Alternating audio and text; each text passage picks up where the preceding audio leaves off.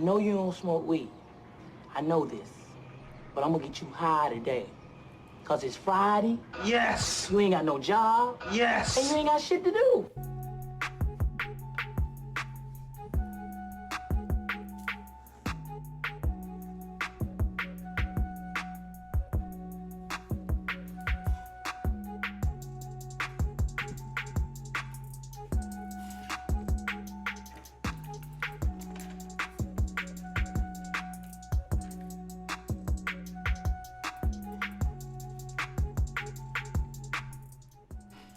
And we are back. It's your boy, Abby Joe. It's your boy, Just Kingin'. What's happening? And we are Hot Takes and Half Truth, where the agreeable go to disagree. What's happening, y'all? Yeah, baby, back for another episode. Episode 31, Hot Takes and Half Truth.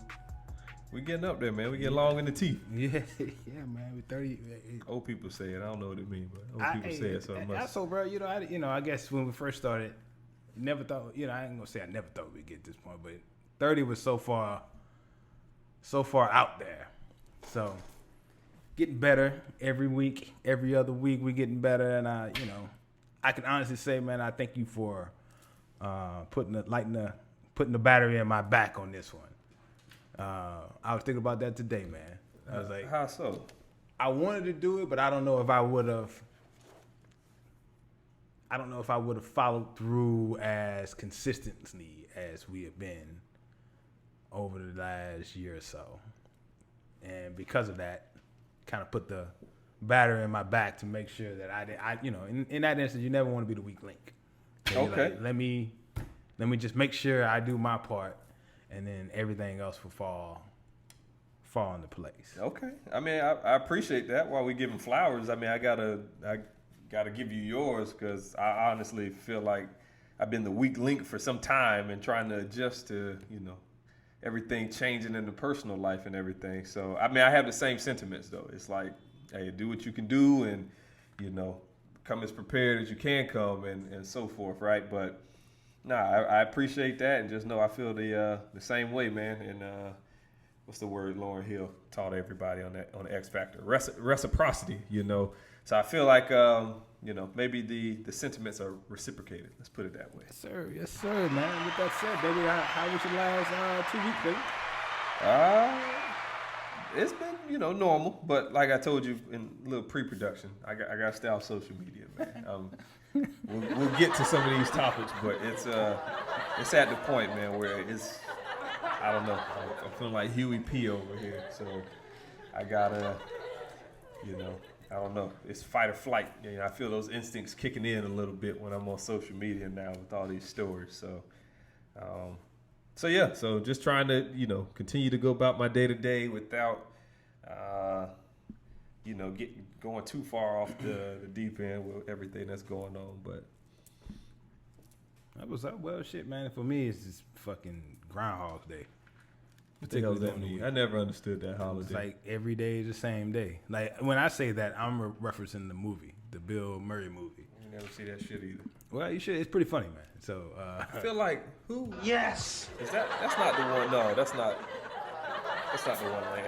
Chance reference. That was Bigfoot or something like that. All right. But it essentially he keeps doing the same day over and over until he gets it right, basically. Gotcha. But for me, it's just like every day is like almost the same day, in the sense that wake up around 6, go to the gym, come back, shower, eat, and then I'm here till 5. Yeah.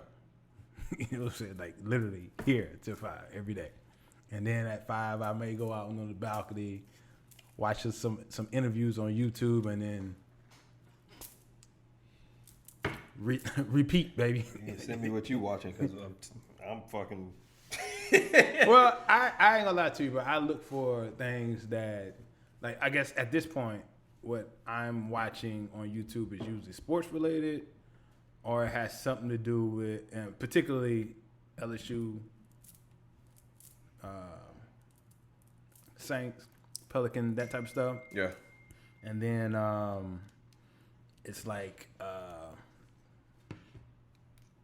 maybe Joe Rogan, Brilliant Idiot, something like that. I was on Joe yesterday, last night. You know what I'm saying? The clips, of course, but. Nah, I was full episode, 3 hours. Him and Billy Burr. 3 hours. They have a lot of goddamn clips of this Bill Burr one, man. What? I guess what were your sentiments on it? I mean, it's a lot, man. They covered a lot. Yeah, it did. That's why, because like the clips are like all over the fucking place. Yeah, well, that's Bill Burr. You know, he's one. I actually like Bill Burr. He's one of my favorite comedians. He's a pretty popular guy, and I mean, he's got several specials on Netflix, and before that, you know, the Showtime, HBO, whatever. But I like him because he strikes me as he's able to be grounded and see both sides, and his humor of everything, whether it be liberals, conservatives. He can see middle ground and say you conservative fucks are this, and you liberal, whatever, you know, are this. Where it comes to men, women kind of relations, even himself, you know, he's very introspective. He's got like a very short fuse, very short fuse. But he's, how can I put it? I mean, he's aware. So he's aware when he spazzes on somebody because they took a split second too long at a stoplight, you know. People like that, man. I guess I can relate to him. So I see a little bit of myself there. He's married to a black woman, so even though he's from like fucking Boston or Maine or something like that, and those cities Boston gets the reputation of being kind of racist or whatever. I don't know if it's a reputation, if it actually, you know, if the shoe fit. Yeah, well, that's their reputation. It is what it is. I've been there. I had no problem while I was there, but you know, that's not to say that that's not how they are. You probably weren't in the areas that you had to. I was downtown. I was downtown Beantown. So is that what they call Southie? I don't fucking know. I can barely understand what they say. So the people with the northeastern, that Maine, New England accent, that shit might as well be Spanish, man. Sometimes, but no, they touched on a lot of stuff, man. They touched on like the Antifa shit going on in Seattle. Yep, that was interesting. They touched on that was really yes. They touched on I think he was like a judge or something. The white guy that was like. The young women who were posting in the park the little the sheets of paper basically saying like Black Lives Matter, justice for George Floyd. It was a white dude, adult, I think, and I want to say I didn't look into the story, but he was either in law enforcement or he's like a judge or something. But he was riding a bike and he basically like charged him with his bike and like grabbed one of the girls by the wrist and told him stop like posting that shit around the park. And then he goes and snatches it off of one of the signs. But you know, Rogan with his martial arts background and you know everything, his involvement with like UFC and shit. Rogan was like talking to Bill and he like locked in. He went to a dark place and he was like, can you imagine if like some fucking adult, like grown fucking 50, 60-year-old man like was to like grab your daughter by the wrist or some shit just because she was like stapling something to a light pole or something like that. And Rogan was going dark. Bill was trying to keep it light, but Rogan was like fucking murder. Yeah, Rogan goes there. Yeah, no, I see that, but he like when I say he went dark, I mean he almost wasn't on the show for a moment. He posed that question, and then it was like Bill was the A mic. It had to reel it back because Rogan's like, he's like, yeah, murder. And then it was just like this awkward silence, and Bill's like, murder might be a bit extreme, and Rogan's like, no, murder. Like let's sit in that word for a while. But that's what I don't know, man. What the fuck is going on? And that's where it's kind of, I don't know, man. In my mind, it's like I'm almost there with some of these stories I'm hearing and shit. And it's just like I need to be. I'll say this. I'll equate this back to the situation I had a couple years ago where that business venture went south. Okay. And where folks are like basically texting threats and saying, that's the feeling I get right now. And in that situation, I calmly went and purchased my firearm and made sure I was on the straight and narrow. I was carrying again, and it was just, there was really no relaxing almost, you know what I'm saying? Everything was tactical, and I was raised by military guys, and I got an uncle that's a Green Beret now, so, you imagine what those conversations are like, and just But for my apartment, like imagine this is my apartment. I had like tactical spots in my apartment, and it's like right here, like your hallway, same thing. That hallway, I'm like, I got a 2,000 lumens light. I said, if you come down that hallway, you're not gonna see nothing. You're not gonna know what's coming your way, and it's coming. But it got to that point, and that's where I feel myself going again now, with everything that's going on. And this shit is weird. It is very weird. But now I got youngin to protect now, so Yes. I'm not asking questions no more. That's why I'm not even like going back and forth. I was like, hey, you got a family now, man. I got a youngin to protect now, so it's I'm on go. But yeah, man. So I don't know. You should definitely check out that interview though. And I got to get to the Schultz one too, the Joe Rogan and Bill Burr and the Joe Rogan. Schultz, that's the one. They don't have a lot of clips, so you're gonna have to like watch that. That's the one I've started to watch. Yeah, I think they went down more a conspiracy theory kind of rabbit hole on that one. Just listening to Schultz and his. Well, he likes that shit. Yeah, so does Rogan, but it's like, is there really any to get clips? You have to say something bold, something brazen, right? It does no good to have a casual soundbite. Like that's not gonna attract people. And Bill Burr is that's his whole shtick is he'll give you a soundbite, but it's gonna be on both sides. He's able to give you that soundbite from both sides. Whereas and Rogan is clearly willing to go there as well. I think Rogan's pretty middle of the road as well. He tries to go down. He's willing to have a conversation with just about any topic. Where would you paint him politically? What affiliation would you? I would like to say he's down the middle, but he just signed a $100 million deal. So yeah, I mean, he touched on that a little bit. I think he's more or less a moderate. I mean, he would say he's progressive. I've heard him say that several times. I think he's fairly progressive, but with certain aspects of life, there comes some conservatism. Like I just said, he just signed a $100 million deal. So if you were to tell him, hey, we want you to pay 60% taxes on that, I'm very sure his response is going to be conservative. Yeah. So I mean, but I think he's fairly fair. That's why I'm still listening to him. Yeah. I mean, if I felt like it was, I wouldn't be as like, that's part of my day. What clips come up today? Yeah. Like when I get on the balcony with my drink, maybe a cigar, I'm like, all right, let's see, did I miss any clips from Joe? And then I go see what the Baton Rouge, New Orleans station say about LSU, Saints, whatever. Is there anything I missed? That's and interesting. Then I just kind of go around from there. That's interesting. And then every time I hit something, then you go. They had to relate it, so I make sure I hit all the shit under it to make sure it's something that may pop up that normally is not in my feed. Yeah, and I may be out there an hour. Yeah, that's interesting though because I don't check for him. Who? Rogan. Oh, okay. I don't necessarily check for him. This one again because I'm a Bill Burr fan, so I was kind of curious, and then I took a nap yesterday, so I was just up. When you take a nap and it's like you just can't sleep, so it's fucking 3 a.m, and I'm just like, why not start a 3-hour podcast? I was basically in the bed at 3 a.m, just like I should be just watching TV. There you go. That's where I was at. So I think at like 12, I'm like, why not? Why not start a 3-hour podcast right now if I can sit and watch this shit? So that's what I did, man. But yeah, I would say check it out, man, in its entirety. They went on they had a nice little segment dedicated to podcasts and business deals and just kind of some of the deals that are surrounding that. I saw a little bit of the clip on that. Yeah. Yep. Yeah. So that piqued my interest, and obviously, so I'm like listening. I'm listening. It's on. It's the only thing playing. But then I'm like Googling guns and shit. so it's like, but then they say something that piques my interest, and then I put down like the fucking gun brochures and shit or whatever websites, and then I'm like, okay, that's interesting.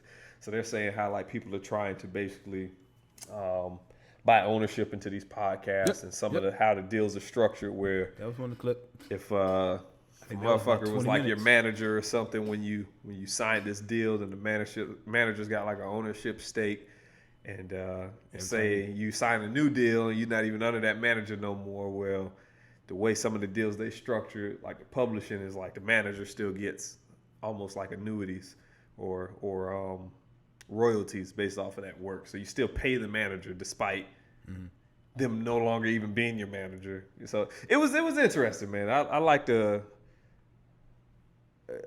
say, you know, they touched on quite a few topics, man, that I normally wouldn't think would be entertaining, but given the circumstances, it was like, holy shit, this is I didn't know they were gonna go there, but hey, we here and you got it. So. Yeah, because like I don't think apparently Bill Burr got like 2 or 3 podcasts.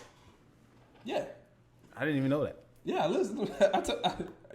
When you first put me on podcast, I was like, I listen to Bill Burr Monday, Thursdays, and Brilliant Idiots, and then Taxstone when Taxstone came up, and now that's kind of shifted to like Andrew and Joe Budden, but okay. But yeah, Bill Burr, man, check him out. The Monday morning fucking podcast, and then the Thursday one is called Thursday morning just before Monday morning, Thursday afternoon before. There you go.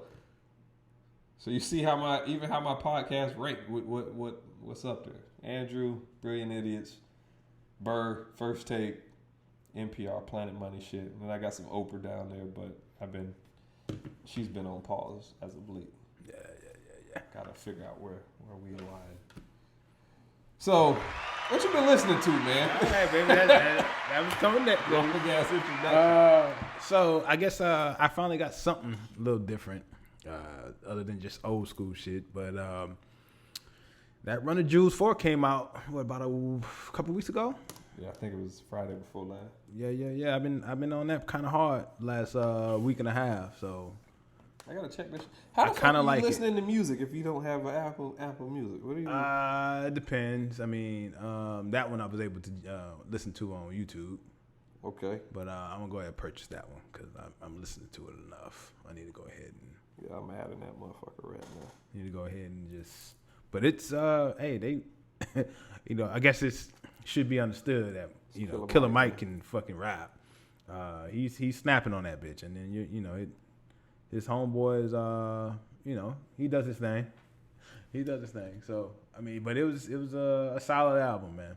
Really solid album. I enjoyed it. I thoroughly enjoyed it. Okay, I just added it, so I should hit play too. Hopefully, it's not playing on the Bluetooth. But yeah, I gotta check that out. I haven't. I've been hearing people talk about it. And Killer Mike, typically, like I love that brother, man. Yeah. I don't know how else to put it, man. It's like kill your master.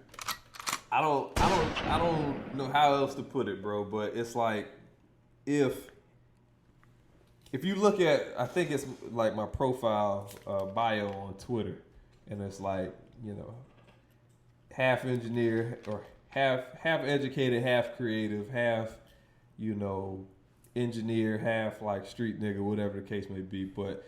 When he's the personification of whatever I was trying to articulate in that is that here you have an educated brother who still holds true to his roots, right, and still holds true to his culture and community, albeit he's still very educated in history and his rights and constitutional rights, and he is the definition of educated. He has a college degree. He's educated. But it's more so to that because I've always felt you don't have to have it to be educated. No, you don't. But he is formally educated. Let's put there it you that go. way. There you go. He has a formal education, has a degree. Where he went? Morehouse? Yeah. So he's a Morehouse man. Yep. So, but on the flip side of that is like, but he still is himself. And he's himself in every circle. And to see him standing beside like Mayor Keisha Lance Bottoms and still wearing like a Run the Jewels like fitted cap and hoodie, but he's out there advocating for people to be voted in Atlanta and advocating for people to know their constitutional rights and so forth and so on. And it's refreshing, man, to see somebody, because most of the time I think we hit college and then it's like, oh, you got to wear a suit and tie after that, and you don't. You know what I'm saying? So seeing guys like him and Charlemagne and even the guy Coleon Noir, which I was on his YouTube channel going down, He's a black, I believe he's a lawyer, but he's a Second Amendment rights advocate. So MSNBC and all those guys bring him on to advocate like Second Amendment rights and the NRA and stuff from a black perspective, so to speak. And seeing guys like that, where it's like they show up on these networks and these broadcasts, and they still look like they're of the culture. I'm here, and I'm in a jean jacket and a fitted cap and some Jordans, but I also have this law degree from so-and-so, or I have this degree from Spelman, or I am this syndicated radio broadcast personality, and yes, I want to know what Joe Biden has in plan for the black community, right? Yeah, I look like this, but here's my agenda, right? I love it. I love that shit, man. Good deal. So what you been listening to, my nigga? TrapHamilton. This is true. Yes. TrapHamilton. Shout out to my brother, man. Me and Trap used to record, and that's a shameless plug. Back when I used to work in the studio and was producing and all that, that was my brother, man. We used to run around performing around Orlando and Apopka and such. But he just dropped an album. It's on Apple Music. I believe it's on all the DSPs, but I'm listening to it on Apple Music. It's called No FNs, but it stands for No Fuck Niggas. So thoroughly impressed, man. Yes. I actually, I don't hold no punches. He know how I do. Like if it ain't good, I ain't gonna lie to you and say it's good, But he got a couple joints on there where I actually find myself listening like consistent. I'm doing this shit for the podcast last night, 3 a.m, and I got that shit on repeat, just bumping. I'm just like, yo, this shit actually, like, he nailed the beat, the structure of the verse, the hook. Like, we used to get real technical with shit. This is years ago, 15, 20 years ago. But I'm proud to say I'm listening to him, and I'm just like he'll break up his flow at like the perfect point in time and run into like a almost melodic kind of portion of it with like chords and shit, and then switch it back over. But it's refreshing, man, to hear he's still rapping with kind of the same flow and cadence and just kind of style and lingo that I remember that we used to kind of usher in Central Florida back then. So I'm loving it, man. I'm liking it so far. Been bumping the What Else joint, the I'm Ready track. I'm loving it, man. TrapHamilton, no fuck niggas. Fuck with it. Already, man. I mean, fuck it. We're going to go ahead and say this episode is brought to you by No TrapHamilton, No FNs. There you go.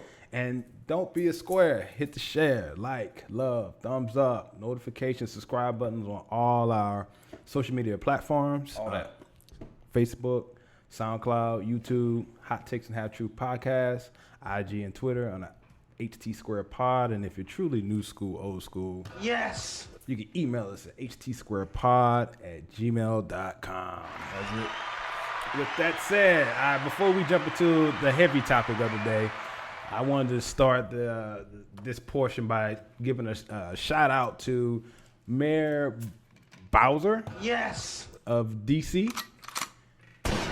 On the Black Lives Matter Circle and the Peyton Street with Black Lives Matter in DC, headed up to the White House. I thought that was a pretty dope image. Something I would love to be able to see in person. The president lives on one Black Lives Matter Boulevard or street or something like that. That I wanted to give you a salute for that on that ballsy move. Yeah. So definitely clap that up. Yes, for sure. Definitely making the statement known and making it it's clear, and definitely, round of applause to everybody else that's doing it as well. We don't got to hit the button, but it's because there's a lot of people following suit doing the same gestures. I just saw in LA, they took a stance with like all Black Lives Matter. So, trying to incorporate the LGBT community. Gotcha. And things of that nature. So, yes, shout out to everybody that's taking a stance and making their stance known visibly with these murals and the gestures, man. And it's beautiful. It's beautiful to see. Good deal. So with that said, man, that's the major topic of this episode. It's going to be the defund policing or defund, reform, or whatever, however you want to describe it, that's been proliferating the not only social media timelines, but all over the news line, and it's been a hot topic over the last 2 3 weeks. And I guess one of the things we wanted to do, and specifically you, I know, being that you went down that rabbit hole, we wanted to kind of give some ideas. First off, our thoughts on it, and then kind of what, our agenda on what we would like to see. So in that instance, I guess I'll start from a high level, from a perspective of what defunding the police is, and that's literally reducing the police budget and reallocating those funds to, some social aspect of the community, whether that's education, public health, housing, youth services, but it's more or less diverting all those resources. And, with that said, we all know that we've seen it year after year.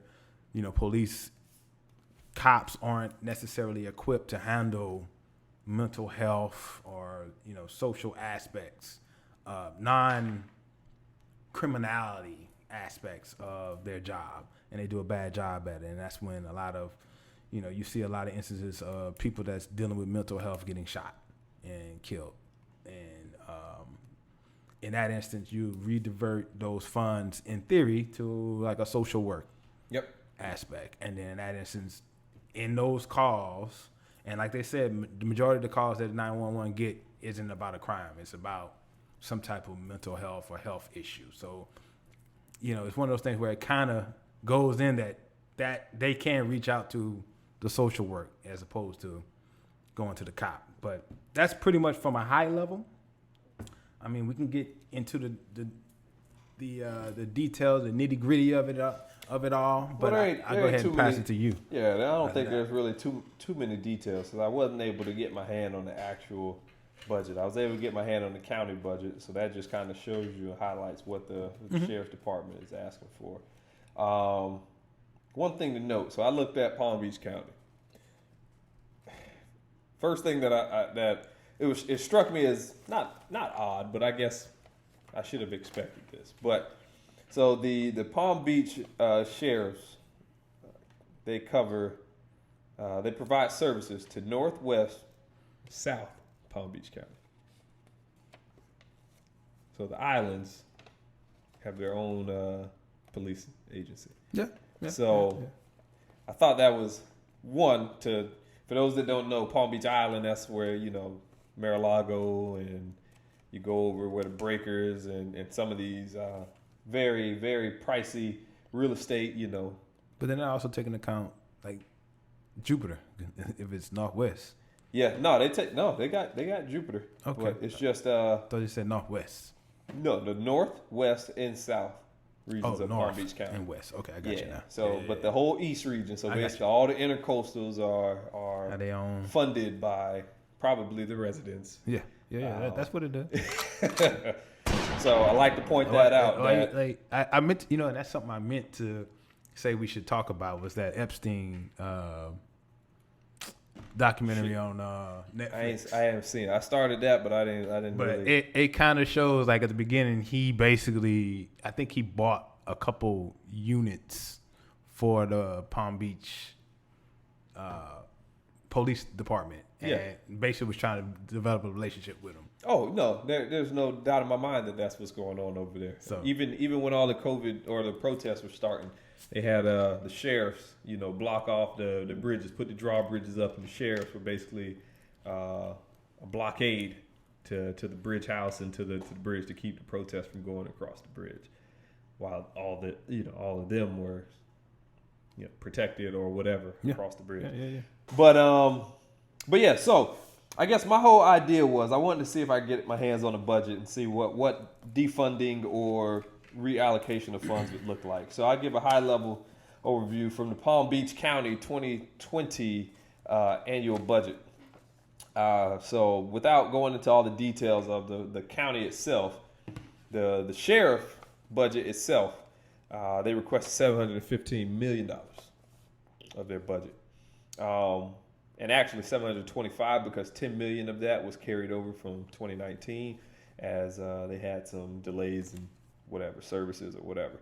So $725 million for all intents and purposes go to the sheriff's office from the county. Now what their From the county to the sheriff's office, you mean? Yeah, from the county to the sheriff's office. What the sheriff's office was requesting. Gotcha. So looking into that, give you some breakdown of the sheriff's office. So basically, they're what their roster looks like. So they have roughly, it's like 4,400 employees, 1,644 are sheriff's officers, 700 roughly, or 698 are correctional officers, and then 1,947, so for all intents and purposes, 2,000 are civilian staff. Yeah. I was gonna say that they brought that up a lot. That a large majority of the police staff is civilian workers. Yeah, it's a little bit under 40. I mean, under 50%. So yeah. So with that, and then I also took notice of the revenues that they generate. So they generate approximately $95 million revenue from seizures. Huh? No, actually, the fines and stuff was only like $300,000. I was kind of surprised on that. That's why I jumped to seizures. Yeah, they just say services. They say services, so I don't know. I was trying to dive into the details of like what's your services and shit. But so a large portion of that 95 million, 79.5 million are classified as services rendered, and then you got the next big ticket item was 8.7 million, and that's grants that come from the county. So on per capita, with the sheriffs, with their population or how many people they hire, it's about 113 officers per 100,000 people. You break that down, that's 1.13 officers per 100 people. 48 for COs, and I think I did that per 1,000. And then for civilian, it's 134 per 100,000. So we drastically outnumber these motherfuckers. 1,444,000 roughly in Palm Beach County. So 1.5 million people, and then they've got 1,600 officers. So from our last conversation, it was, we drastically outnumber them. It's just, I like to draw that kind of comparison or not comparison, but just kind of juxtapose that, just for the fact that to see how they're able to contain some of these protests and some of, the civil unrest and the riots and things of that nature. If we unify, I digress. I told you, man, I've been going down a dark place. All right, so I see. Like I said, what I was trying to do is I wanted to see a breakdown of 725 to see where they were allocating funds, but I wasn't able to find that's another level of detail. That's, more in line with what the sheriff's office has, and I don't know that they're required to release that to be a public document. So instead, what I figured we would do is I'm sure you can get it if you really want to get it. When I say that, I mean, you probably have to go somewhere to read somebody's palms. Yeah, and request it officially, but Yeah. Short notice, I wasn't able to do that. Exactly. I might still look into it, but this is enough to work with, right? Yeah. I can look at 725 and say easily. For the county, let's say 2%. 2% should go to community. I would say community relations, community involvement, education, things of that nature.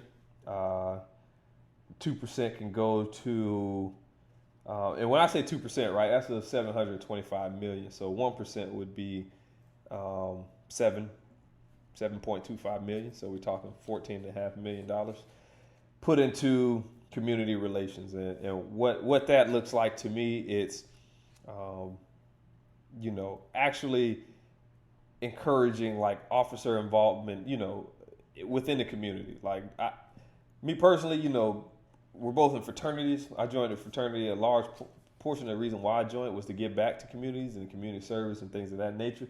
I've never seen fucking cops do anything in the community. I've never seen, and I'm not saying that they don't, but just saying growing up in Pine Hills in the Park, I've never seen cops donating book bags or anything like that. I've never seen them, in a off clock, right? I seen them at events like that, but they were working. I'm saying I've never seen them put on that event, and my stepdad was a cop. So I was raised by a cop. Waiting for that to come. Yeah. Yes. I was raised by a cop for a large majority of my my adolescence.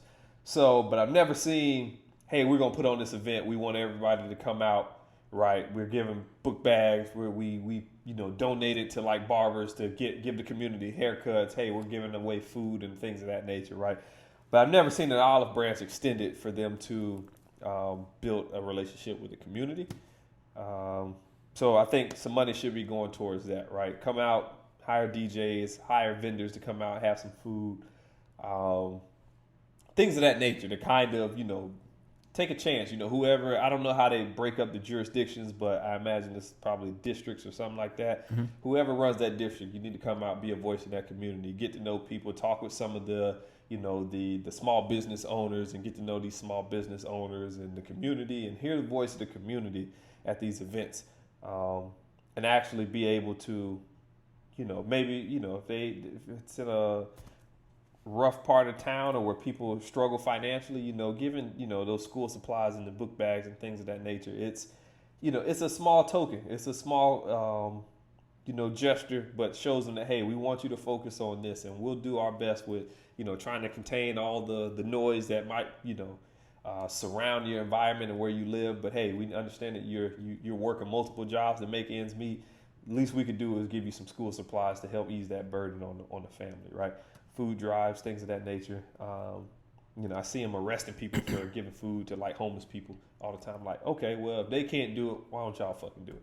Why don't y'all take some of this money, take another 1% to allocate to helping the homeless out, under somebody's help. And I know legal. So and I like the idea. So that's kind of what, and like former commissioners will always say that they're ill prepared or ill equipped to handle those type of issues. That's why defunding or reforming, essentially taking what I read most about was roughly 10% of the budget. Mm-hmm. Reallocating that to, like I said, social services, education, or whatever, and then work those entities into the 911 center.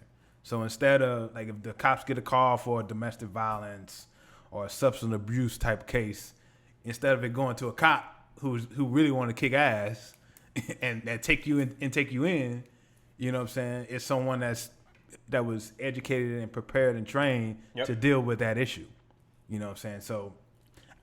So in that instance, and I guess I'll jump into that, I'm more disappointed in certain individuals that are just blind or just unwilling to have that conversation. It makes sense. Like, they've been saying that for years. Yeah. Now, you and I may disagree on, and not necessarily us, I'm talking about this theoretical politician. We may not, disagree on whether or not defund the police is the right word to use or phrasing to use, but I think we can get on the same page as far as there's an opportunity here to improve policing in this country. Drastically, yes. And that, like, just some stats, like over the last 40 years, budgets have ballooned threefold in the last 40 years, and solve rate or clearing rates have gone down. So we're actually paying more for less. Whether it's, like, for instance, if I'm not mistaken, I think for homicides,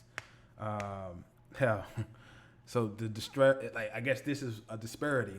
Well, first off, they only solve roughly, I think, 56% of all homicides. But if they're white people, they usually solve a little over 85%, and then it drops to like under 50% for blacks. But in that instance, you take into account robberies over that same period, they only solve roughly 30%. Home invasion. What do they solve of in white people in that? Well, in that instance, they didn't break it out. That was one of the FBI statistics that they did go further. Nigga stole my whole fucking motorcycle. And Nick Yeah. called me a month later to ask what color it was. Exactly. I'm like, So- boy, where this shit going? This is a closed case. Exactly. So that is, like I say, robberies, like home invasion, 30%. Burglaries. It was also a black motorcycle. less than 15%, and the same with motor vehicle deaths, less than 15%. Oh, I'm a statistic. Yes. Yes. So I mean, in that instance, we're I'm paying in the them. majority on that one. In that instance, if we take those burdens, and we do this in business all the time, you take those burdens off their plate, they can focus more on them, and they can get better at that. You see what I'm saying? Yeah, It makes sense. Yeah, I would. So, yes, I agree. I don't know who would you, when you say take it off their plates though, who would half of that shit go to? I'm talking about when taking off plates, the substance abuse calls. Oh, got you. Yes. Violence, Okay, the homelessness, the mental health. got you. And Take then that- all the other things you just named should improve. Yeah, got you. They can focus more on that. You know what I'm Okay, saying? I got you. I thought you were saying take some of that shit off their plate. No, I'm like, no, who the hell no, you no, gonna no, give no. that to? No, they gonna do the policing. Yeah.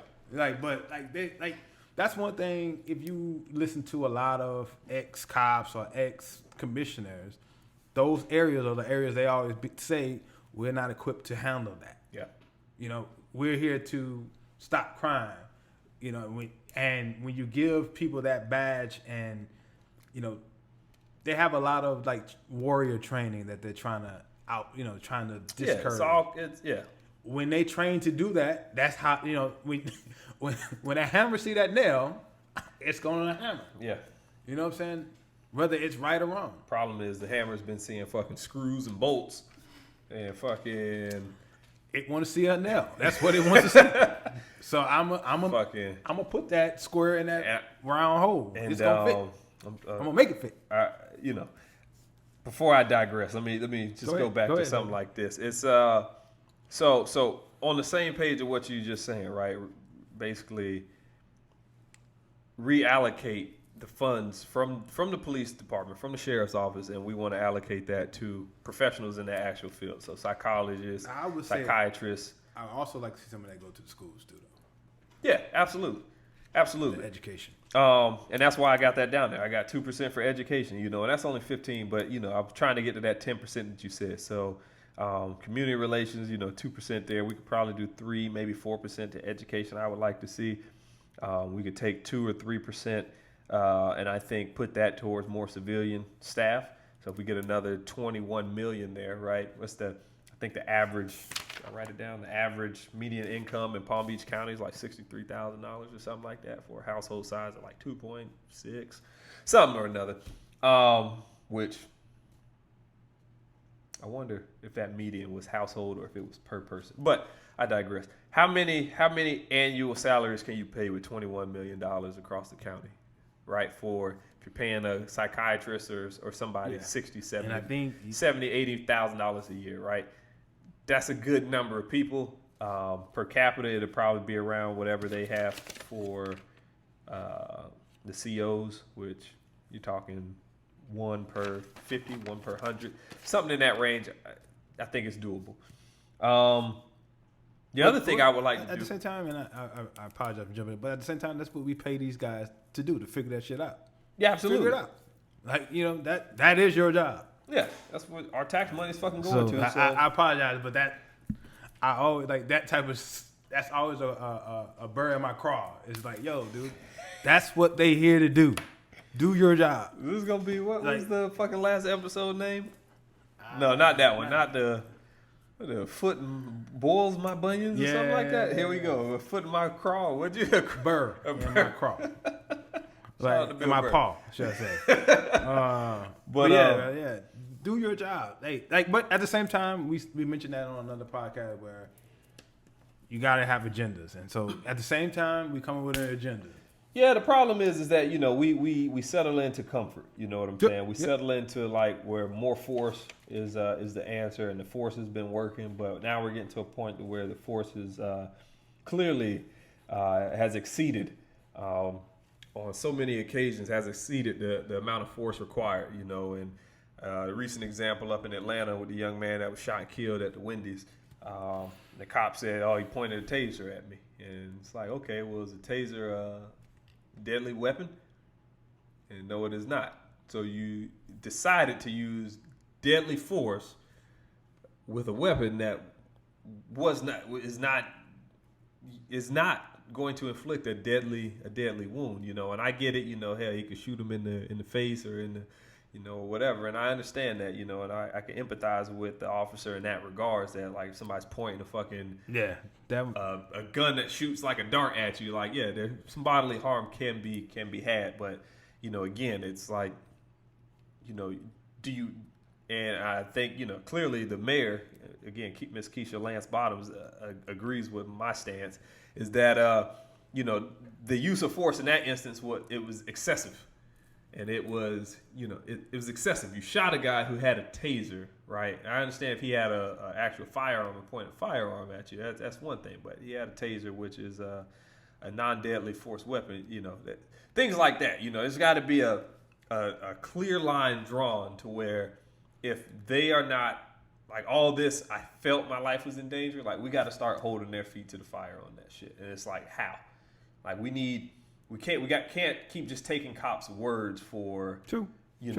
Because you see Zimmerman where you got a weapon, he don't. You track Trayvon down and you're walking up on him and an altercation ensued. I'm liable to believe, you were the instigator, right? You look at Ahmaud Arbery, right? Again, a person with a weapon who encounters another person, and now a scuffle ensues, and now it's like, well, I'm in fear for my life because I was on the losing end of said scuffle.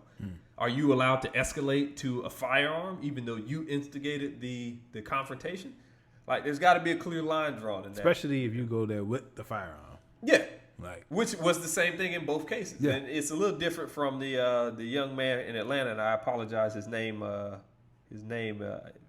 can't think of it right now, but it's like, I don't want to get it wrong. But the point being is that I think that, with reducing their budgets, I think we should look at how the funds within the budget that remains is allocated. And I think of that pie, we should allocate those funds as well. And I think that outfitting officers with like ARs and shotguns and things. Rashad, there you go. Okay. R.I.P. Rest in peace to Rashad, and condolences and to the family and friends, loved ones, so forth. But all that to say, I think, of the funds that are left over. So if we take 10% out of that 725, that means 72.5 million is going somewhere else. Then I think of the remaining 60 or 650, 640 that's left over. Mm-hmm. I think that, we got to look at that and strategically allocate that as well. And we got to make the cops, they need to be better. They need to execute better than what, they've been trained to do. Prime example of that, again, I think we touched on it last week, so I won't belabor it too much, is, if a cop is, if you green and you just, if you like the white dude that was tagging along with Denzel, you green, you're a rookie, you're on fucking patrol duty. That just is what it is. You are patrol for all intents and purposes. Why them boys in fucking Minnesota was on patrol? And I'm getting to that. You on patrol, right? And your job is merely, and I don't want to make this sound like I'm speaking down on that profession, because again, my stepdad was a patrolman. He wasn't no detective or nothing like that. He was a patrol officer, right? But your job should be to handle like level 1. Let's just call them level 1 infractions, traffic violations, speeding, a person, maybe I want to say disorderly conduct, but I want to say things that can be de-escalated that don't require like a firearm, basically, right? You can have a taser, you don't have a pistol. You need a pistol or something like that, then I think you need to go to tier 2, those tier 2 employees, in which I think there needs to be more tier 1 employees than tier 2. So, like your bicycle officers and things like that, where, if guys are fighting at South Beach, you need somebody to break that up. Okay, send those guys in, right? But if it's something where where they do these traffic stops and they fear like, I feel like, this isn't a routine traffic stop. Like, I didn't pull you over for, your tail light being out. I pulled you over because there's a warrant out for this vehicle, an Amber Alert. This vehicle matches the Amber Alert. We think you have firearms in this vehicle. Okay, you call it in, you stop them. Once you get the vehicle stopped, you're basically recon at that point, right? I got eyes on the vehicle's here. I'm calling in backup. You call in the tier 2 guys in that instance, and those tier 2 guys are the guys who, one, their job should be to de-escalate whatever the hell's going on. But 2, they're the guys that would start to have the brass, I think. Brass meaning the ammo, bullets, and stuff like that. What I think we got a bunch of these patrol guys, and, again, I'm just some fucking civilian for all intents and purposes who's about to start buying up guns and ammo because I'm I'm on edge, so I probably wouldn't be a good candidate to be a fucking cop. But you have these patrolmen who will basically call the tier 2. Tier 2 come in, you have a general or whatever the hell the ranks go, and they come in, their job should be to de-escalate the situation, not to escalate. If you can't de-escalate it, then okay, it is what it is, right? But your assessment of that situation should be deemed correct by that point. Meaning, if you think it was a threat, you thought they had firearms and a gunfight might ensue, oh shit, now a gunfight is ensuing. We have the right people here. Instead of you're calling patrolmen who have firearms who think that a black guy who you pulled over for speeding is a threat. Like that assessment should never, that shouldn't be how you're analyzing that situation going into it, pulling somebody over for a speeding ticket. Does that make sense? Am I drawing like a very like the line is we're looking for drugs and guns and things in this situation, whereas over here, hey man, your tail light's out. Or you ran that red light back there. You know what I mean? Yeah. I think we got to start drawing some lines in the sand where we're saying, why are you approaching? This happened to me down here where I get pulled over. And I remember when my car broke down coming back from Orlando, a couple cops pull up and they all approach the car. And I'm like, bro, you didn't even pull me over. I'm sitting here with my hazards on and you're approaching my car with my kid in the back and the wife in the back because he was still like nursing and shit. I'm like, why are you approaching my vehicle with your hand like this? Like, I didn't do nothing. You know what I'm saying? And then you have a million questions for me. It's like, they got to understand that shit puts us on edge. And rather than de-escalating something, it's like it's almost like they're trained to escalate things and they don't understand the psyche. You hear how I'm even talking today is like, this is where my mind is at from where the world is. From just where the world is, I'm on edge like how I am now. And it's like they take none of that into account with their practices. And I think we got to change that shit. So I'd say allocation of officers, I'd say 60% should be patrolmen, meaning they should have non-lethal, they should have access to non-lethal weapons, shouldn't have any access to lethal weapons. I would go as far as to say, if we say 60, and this is just of the sheriff's officers, right? So that's of the 1,600, I believe it was, 1,600 officers. 60% of that should be non-lethal. I would go as to say, let's say 30% should be lethal, but I even knock that, I'll knock that down a little bit. Let's say 25% should be lethal, but within reason. I'm talking firearms, like handguns, and then maybe... The shotty? Yeah, a shotgun or something. Something, like you don't need marksman. You know what I mean? That last 15%, that should be, and it shouldn't be that high. I go back 35, and then that last 50, 35, that's 5%. I'm all over the place on these numbers. I don't like that. 10%, 30, 60. 60 non-lethal, 30 lethal with limitations. Shotguns, handguns, right? And shotguns don't have no fucking slugs in there. You need to have like buckshot shotguns. Birdshot, buckshot. That's it. And then 10% can be your special forces. That's your SWAT and the guys that are trained to do these type of, warrants and serve warrants and why the fuck am I'm missing the word that I'm looking for. But these should be the guys that serve like the warrants where there's a high threat level. Other than that, these niggas don't need ARs with scopes on them. They don't. My stepdad had one. When he's on shift, it's in the back of the car, sits right behind him, it just sits above his head. What do you need that for? If you're serving traffic violations and you don't need it. You do not need that weapon. You got somebody resisting arrest, a taser should work.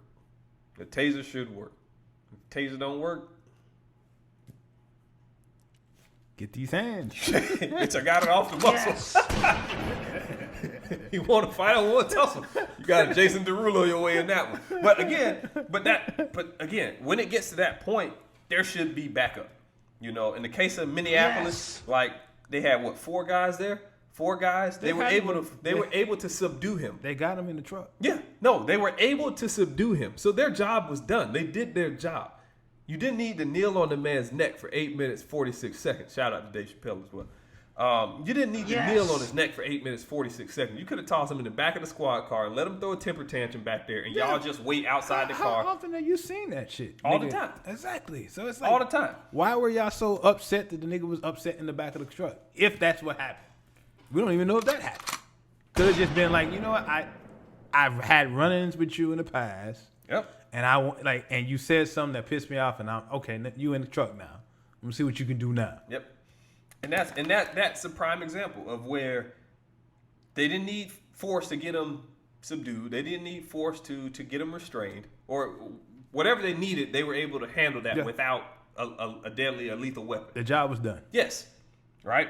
So that's what I'm saying. I think more of that. And then again, I understand that sometimes you're gonna be on like a, you got to be smart.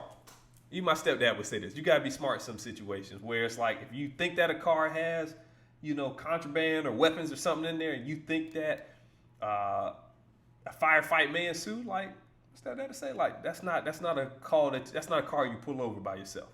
You know what I'm saying? That's a call where either you let it go, right? Because this is just your own bias kind of playing into it, and you're just like, I wonder, and you're probing, but you have no real cause for suspicion, right? You're just kind of probing, and you just like I was watching it was Trevor Noah last night, and Trevor Noah was playing a clip where a guy in a helicopter, they pulled this black man over, and the guy in the helicopter was like, that's a bad dude right there.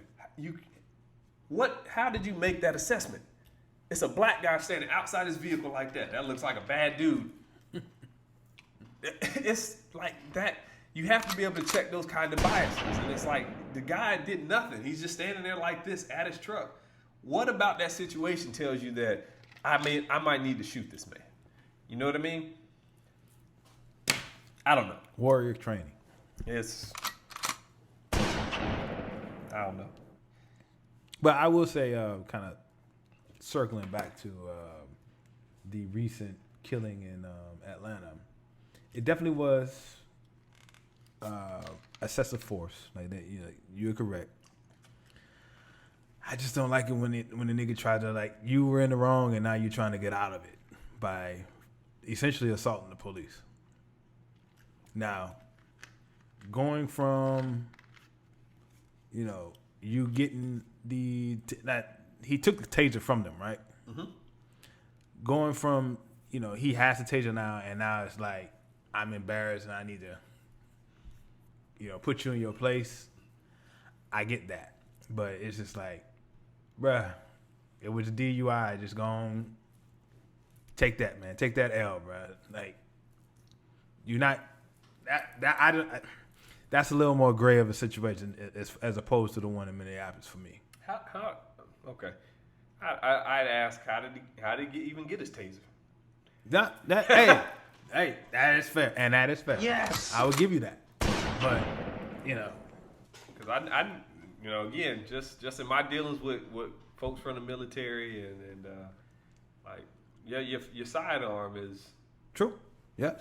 Yes, I give you that. That could have very well now. Albeit again, so this might come down to training, right? That could have been his sidearm, right? That could have been his sidearm. So you let somebody disarm you. Yeah. That's on you.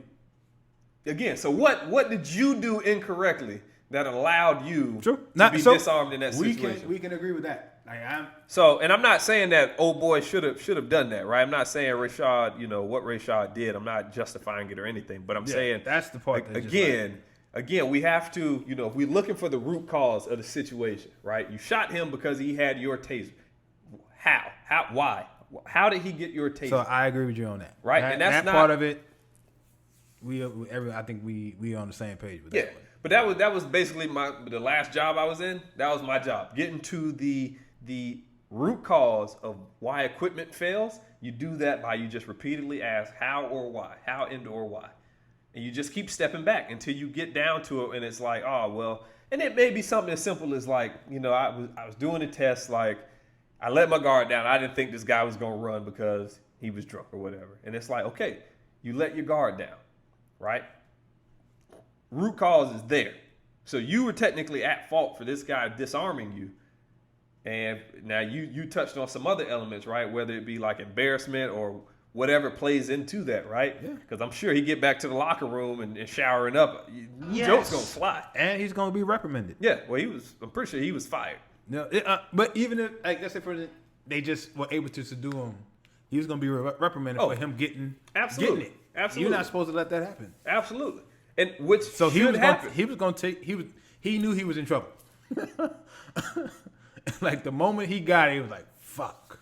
So it's not to belabor the topic enough, but we gotta start doing some of these root cause investigations on the police responses and some of the situations that they find themselves in, and looking at them. And I think far too often it's in the case of like Breonna Taylor, you look at the police report. That police report is like someone needs to be half-assed. Charged. Yeah, it's half-assed. You know what I mean? It's a half-assed executed police report. It reeks of cover-up. Absolutely. And it's just like, oh, you don't have pertinent information on the time, or did you knock? Did you identify yourself? Like, none of this stuff is in there. And then that just goes to show that it's too easy, and whoever is investigating them, IA. They're investigating, but they're not doing their due diligence to hold those guys and gals accountable, and it's starting to show. And it's really maybe that be another thing, a part of the defunding, like make that an autonomous unit. Yes, that absolutely needs to happen. Like, and shout out to Champ, because Champ told me that on the phone the other day. He said, make sure you mention that. So yeah, cops shouldn't be investigating cops. Yeah, make that a completely separate entity. Like, they have their own rules. They're not actually absolutely together. And there probably should be some type of third party. It's like look at accounting, right? A firm does not make its own accounting rules. There is, I forget what it's called. I want to say APEG, but that ain't it. But the GAP. The GAP, yeah. GAP. Yeah. Generally acceptable accounting practices or whatever it is, right? Principles or practices, yeah. So if you're running a business, more than likely, you're going to abide by these rules and regulations. You have to fall in line with these, right? And there is some give and take within that, but generally speaking, these are the guidelines, right? And where those rules and where the give and take is that you have to basically say, hey, I'm not going to follow it here, but we're going to follow this guideline. Mm-hmm. But these big Fortune 500 companies, they get audited all the time. Yeah. My aunt has audited them. And it's for that very reason, because, hey, you can't claim this as revenue, or you can't claim this as an expense or whatever, because it does not meet the principles and guidelines in which you're following. Now, if the police had that, where it said, hey, if a person has a non-lethal weapon, you are not allowed to use lethal force. Or there was a movie where you basically have to call it in to get access to use. That's what's that? Watchmen. Yes. Oh yeah. I think there were some movies too. I think in Minority Report or something like that. But yes, Watchmen. That is the example I was actually thinking in my head. Give me access, man. Yeah. But it's crazy to think that. But do we need something like that? Because we can't have, you can't just say, in the instance of Breonna Taylor, you serving a warrant, you shot a sleeping woman. Yeah. What was the excuse there? I guess to be fair, they were being shot at, but at the same time, it seemed like they used a knock list warrant, and I don't think they technically identified themselves. So nigga just did what they supposed to do. Like, oh, you running in my shit? I'm gonna bust off. He shot, I believe, one bullet.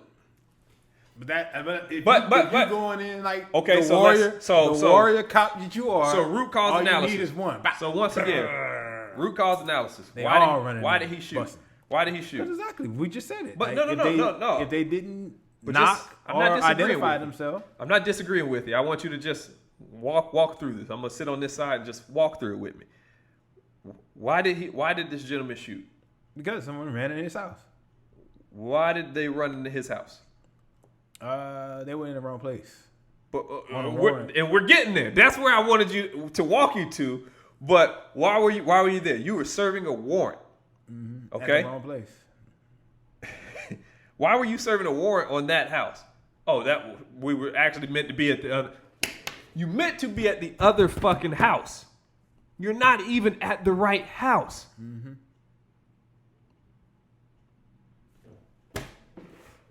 Is it? I don't know, man. Is it me or should we fucking check the address before we go kicking in the door? That also can go back to, was there any because okay, so what I was saying about, was there any past dealings between them cats and the people in that house? Only because, I mean, the cat that they were looking for was already in jail. So it's like, how are y'all serving a warrant for a person that's already in jail? Point again, man. How is that able to happen? Like, the name is in the warrant. You know, you got access to the data in the fucking jailhouse. So how, like, one thing that I can honestly say, and you know, speak from my own standpoint personally, my own experiences, is that guns inherently make you fucking crazy. Yeah, that's why I try not to go anywhere with mine. They inherently, you heard what I said about my last situation. It's like, all right, this hallway right here with this light, you can't see. I can pepper them up real good right here. You create these situations in your head. I was watching some competitive shooting yesterday. Yeah, and before you even do the competition, the guy is like, you creak open the door to your hotel room, and there's fucking bad guys in there. Why you always gotta go there? It's how often does that happen? But that's what I'm saying.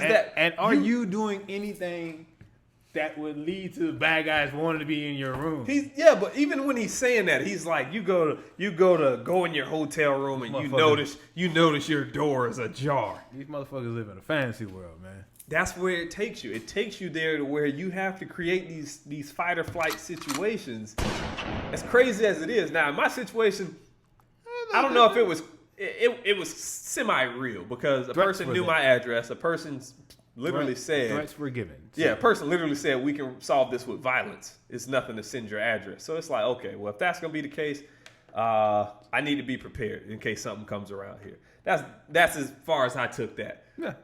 But a lot of these motherfuckers just in their head. They watch the Fox Newses of the world or the Scuttlebutt at the local bar, and that's where you heard, you know, they say so and so had upset someone ran into his house, or you gotta be ready, it's they in their own fucking absolutely never had any real issues other than, you know, maybe economical issues, but absolutely it inherently makes you create these situations, and it's like watching Die Hard, and then you leave the fucking theater and you just want to. Yes. You're on edge at every corner. Every corner you round, you want to clear the corner and shit. And it's just, I don't know, man. It's just, and some of these guys, they live on like 50 acres. It's like, nobody's coming out there. I gotta protect my shit. Some these illegals. These illegals. Yeah, it's just getting wild, man. But all that to say, $725 million.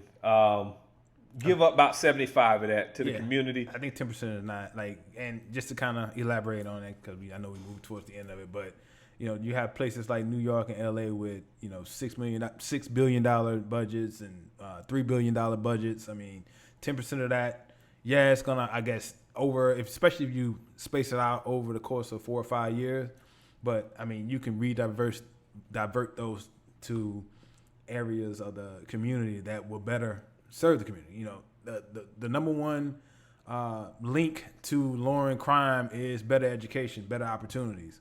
So if we can hit them early, like they always say, you get to them early with education, then you tend to limit the group of criminality that's susceptible to doing criminality.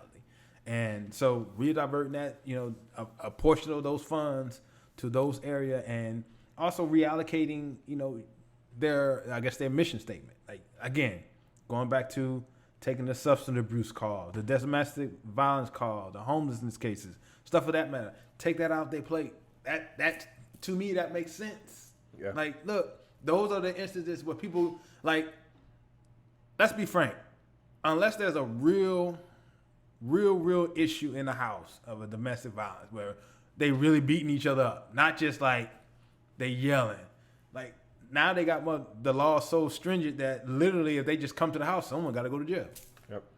Like, nah, man. Like, have the experts go in there and determine whether or not that needs to take that next step.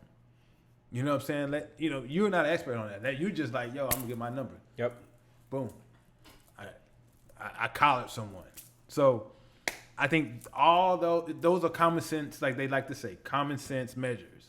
Like, they've been talking about this shit since the Reagan era, when he cut funding for all those different type of, shit. You know what I'm saying? Like, he cut funding for mental health and homelessness and education. It started under him. So, and I think 10% is a nice round number. That ain't really that big, but it can make a big difference in those worlds. Yep. And I guess one last thing I want to just say, just kind of, I guess two things. First off, police unions. That's the biggest. Police unions allow for those bad cops to stay around. You know what I'm saying? Like, I had no problem with you being able to collectively bargain, but when bad cops are being protected by these unions that have so much power, maybe they need to be like, hey, they busting all these other unions up. Yep. Why not them? And then the last thing I really wanted to do, so there's been a lot of movement, at least as far as like protesting, as far as with the defunding and all that. And even, there's been some movement on the Republican side of the aisle with at least addressing some issues with policing. But the latest Gallup poll basically says the opposite. So they polled 686 adults, and on the poll, 64% of them opposed defunding the cops, and 34% supported it, with the black community 57% supporting. So it's still got a long ways to go. Got some barriers to cover or to cross, but I mean, I think where we miss the boat is when people look at it from a perspective of completely abolishing. I don't want the police to abolish. But why do we do that? Why do when we hear something like, if we say we should cut funding, people hear cut all the funding? Yeah. Well, I mean, now to be fair, defund doesn't. Some all the way on the left and probably even some all the way on the right are probably saying that, are probably speaking to that fact. But I mean, I'm not speaking to that. I'm speaking to Antifa. I mean, well, I won't say Antifa, but there are some people on the left that is saying abolish, and then just because of the militia on the right, like that type of right, I'm sure they would like for them to go away too, because this is my land. Police me, so I'm sure they would fall in that too. You know what I'm saying? But I'm not in that. I know they have a place. It's just, we need reforms, and the way to do it is like like we always say, hit them in the pocketbook. You know what I'm saying? And then in that instance, like the couple of areas that we was talking about, substance abuse, homelessness, that type of mental health, like they shouldn't be doing. Like that's something they've been saying for years that they're inequipped to handle. Yeah. So why not, like, if you're not equipped to handle it, well, some of that funding, that $275 million, some of that is to handle that shit. We need to take that back from you so we can handle it. 725. You know what I'm saying? So, but at any rate, I just want to kind of like get that out there and definitely address the police union piece of it. Like that's gonna be the ultimate, because like even the one in Minneapolis, I think they trying to sue them, saying it's unconstitutional. They can't disband them. Fine, arrest him. You know what I'm saying? So Arrest him. Put his ass in jail. Congrats. We didn't disband you. You're in jail. Serving murder too. Congrats. And then all your other accomplice buddies, you know, just fucking sat there casually, turned a cold shoulder to a man saying he can't breathe. Yeah, man. That was callous. You know what I'm saying? Now that was cowardice. That too. Yes. Anything else on that? Nah, man. Heading to a happy place, man. What are we talking about? All right, my man. We're going to end right back here somehow. Yeah, probably. But, you know, as we've been watching over the last few weeks with all the protesting, naturally it spills over into corporate America. And I guess over the last week, a couple companies' dirty underwear came to light. Dirty laundry. Got aired. Yeah, got aired out. You're right, man. Yes. That's what you... Aired out. They aired them out, namely Addias and Este Lauder. So, in the Addias case, I guess they were upset. They were saying that there was instances of racial issues that were reported that seemed to be wiped under the table. Mm-hmm. Also, there were issues with, I guess, hiring.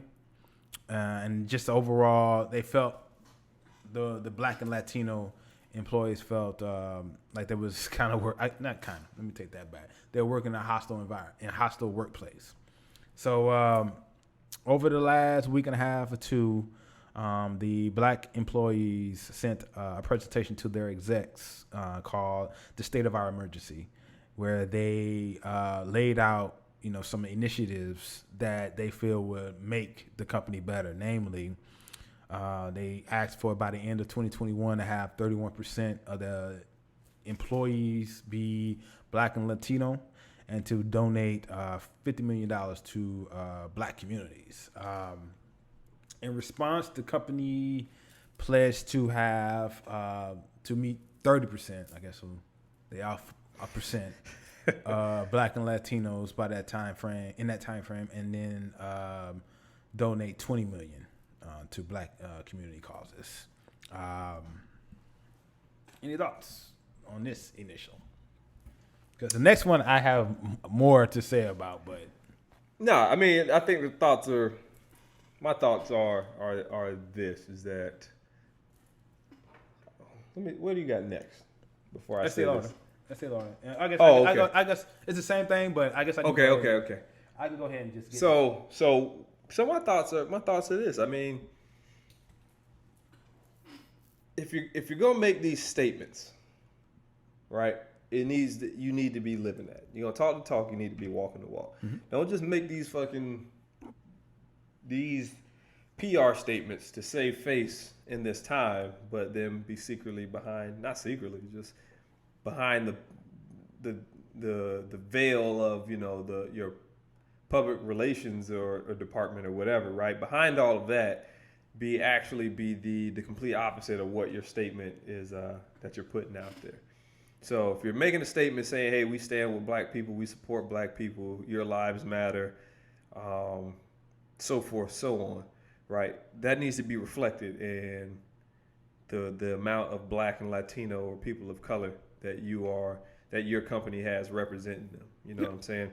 And very, you know, I'll say a very surface level, I guess, plan of that is just demographically, whatever the makeup is, your hiring, the demographics of your employee population, your executive board should all reflect that. So if you're in an area that is, I understand like black people, African Americans represent roughly 13-14% in the U.S. So knowing that, if you got, 10, one CEO, and under the CEO, there's 6 or 7 C-suite positions, and then under that there's, another 10 or 15, 20 executive, high-ranking executives or whatever, 14% of that. I don't care. If 50% of that population I say 50, but if there's a certain percentage of that population is women, fucking women need to be on that board. They need to be there. They need to be represented, and that goes for all colors and creeds. I think you have to take into account that when you start talking this diversity and inclusion shit, you can't just say, "Oh, we value diversity," and then your entire executive board, your entire C-suite staff, your board of directors is all white men with 1 or 2 white women sprinkled in there because they don't represent the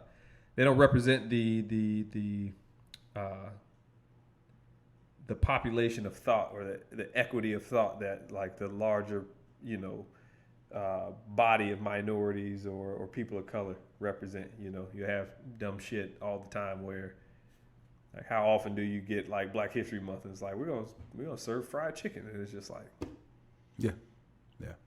So moving on to the Estee Lauder one, and this is why I wanted this to, because I kind of have a different take on this one, but essentially the employees of Estee Lauder are upset with the heir, Ronald Lauder, and they want him removed from the board because he are behind his more than $1.6 million that he donated to various Trump entities over the course of the last 4 years or so. And so they had they want him replaced.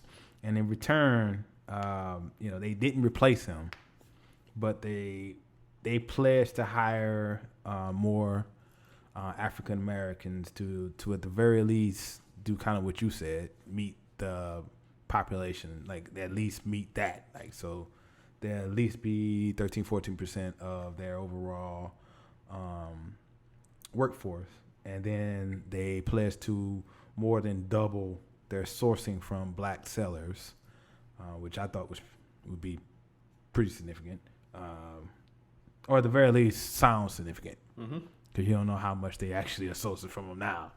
Because if they go for like 2% to 4%, like yeah, you know what I'm saying. But I mean, at any rate, I think it matters more in that instance to me what the output is from the black sources. So if their 2% represents, let's say 60% of everything that they've been outsourcing, then doubling that for them is pretty big, right? That's a lot more output for them. True. But so there's a different way to look at that. Just another perspective. That is true. I give you that. And then they also pledged to donate $10 million to racial injustice organizations. So I guess the reason why this one did kind of stick with me a bit is because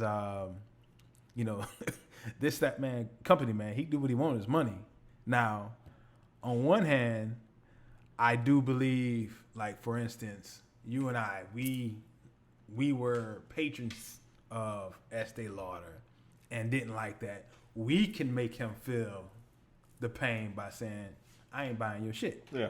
But, like, if you work for him, that's a decision that you kind of made to work for him. Yep. And I thought that was rather bold. And you can quit. yeah.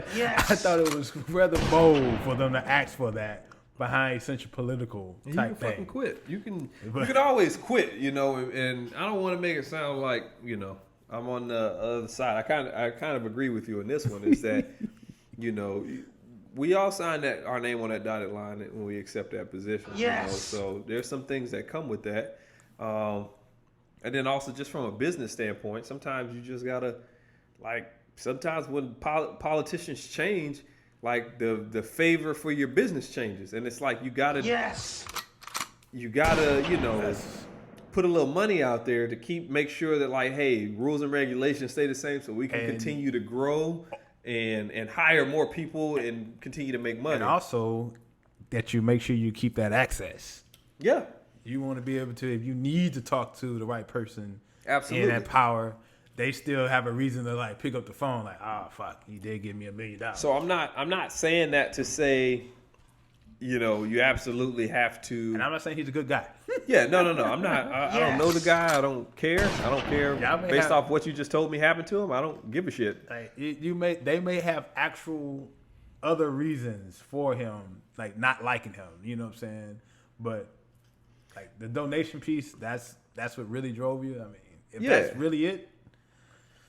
There's a lot of that all over the place, though. You got to look at lobbyists, man. People, they're literally, companies hire people to just lobby for certain things. It don't matter who's in office. There's somebody to make sure that rules and regulations are in their favor. Whether it's Democrat, whether it's Republican, they're going to send somebody to, hey, we need this. What is it going to take for us to get this? It's going to take this money donated to this fund. Here's a fucking check. Right, so we can continue making money. So what folks that are upset about that have to understand is that, if you want to live, if you want to, what is that phrase? You live by that sword, you die by that sword.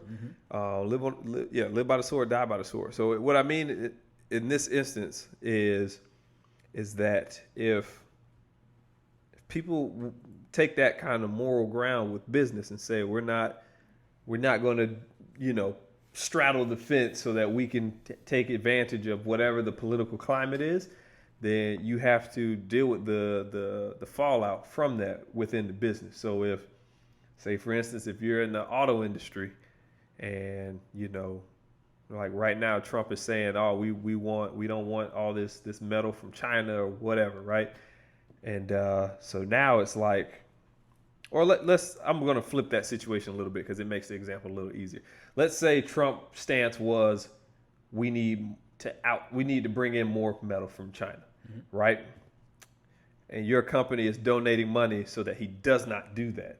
That's keeping jobs local and keeping jobs in the community. Now, if you take a stance where, no, I don't want you donating shit to that motherfucker, right? He's a piece of shit. Don't support him at all. You need to take a firm stance against him. Then, okay. Now, when he starts outsourcing and bringing in more of this metal from China, now the firms here locally don't have the same output. So jobs are going to be lost and there's going to be fallout here.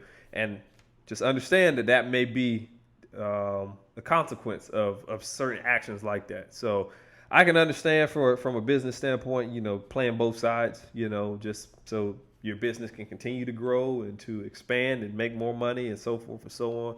And I can also understand people not wanting somebody to have any ties to a person like Trump, but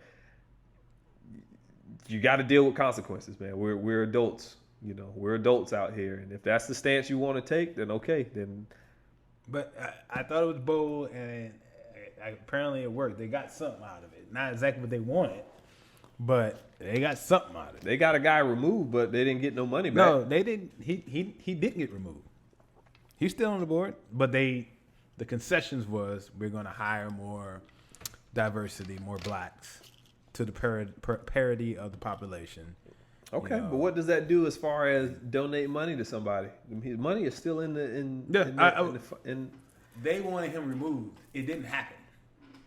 You know what I'm saying? But the company, to try to, I guess, horse trade, it's like, we'll give you that. We're also double sourcing to black sellers and then donate $10 million to Injustice. Yeah, no, I think that's. But the guy's still on the board. Yeah, I think it's great that they put it out there that they want what they want, and I'm going to take the side on this argument for the sake of time and say that, they thought about what the fallout might be and they're okay with that. We talked about it. There's, the white sector is fairly saturated and. Well, that's my overall belief with why all these companies are doing that shit. And I didn't know, that's why I was asking you what's next, because I didn't want to give that too prematurely. Este Lauder is in that skin care, hair care, life care type thing. Yep. So the theory that we spoke about offline. Talk directly about the Walmart aisle. Yeah. So my stance on this and what Ivy's referring to is with all these companies making these statements before we hit the record button, we were talking, and my theory is this, is that a lot of these big fucking companies have completely saturated the white consumer. They've completely saturated them there, and there is no growth within that community anymore. And what they're finding is that they're I don't know whether we can lump Black and Latino, but the minority minority they were underserved pocketbook is vast and wide, and there is money to be had there if you cater to minorities, to people of color, and the consumers there. So the example I gave you before this was just hair care and not just hair care, skin care, bath, personal hygiene, I guess products, hygiene products.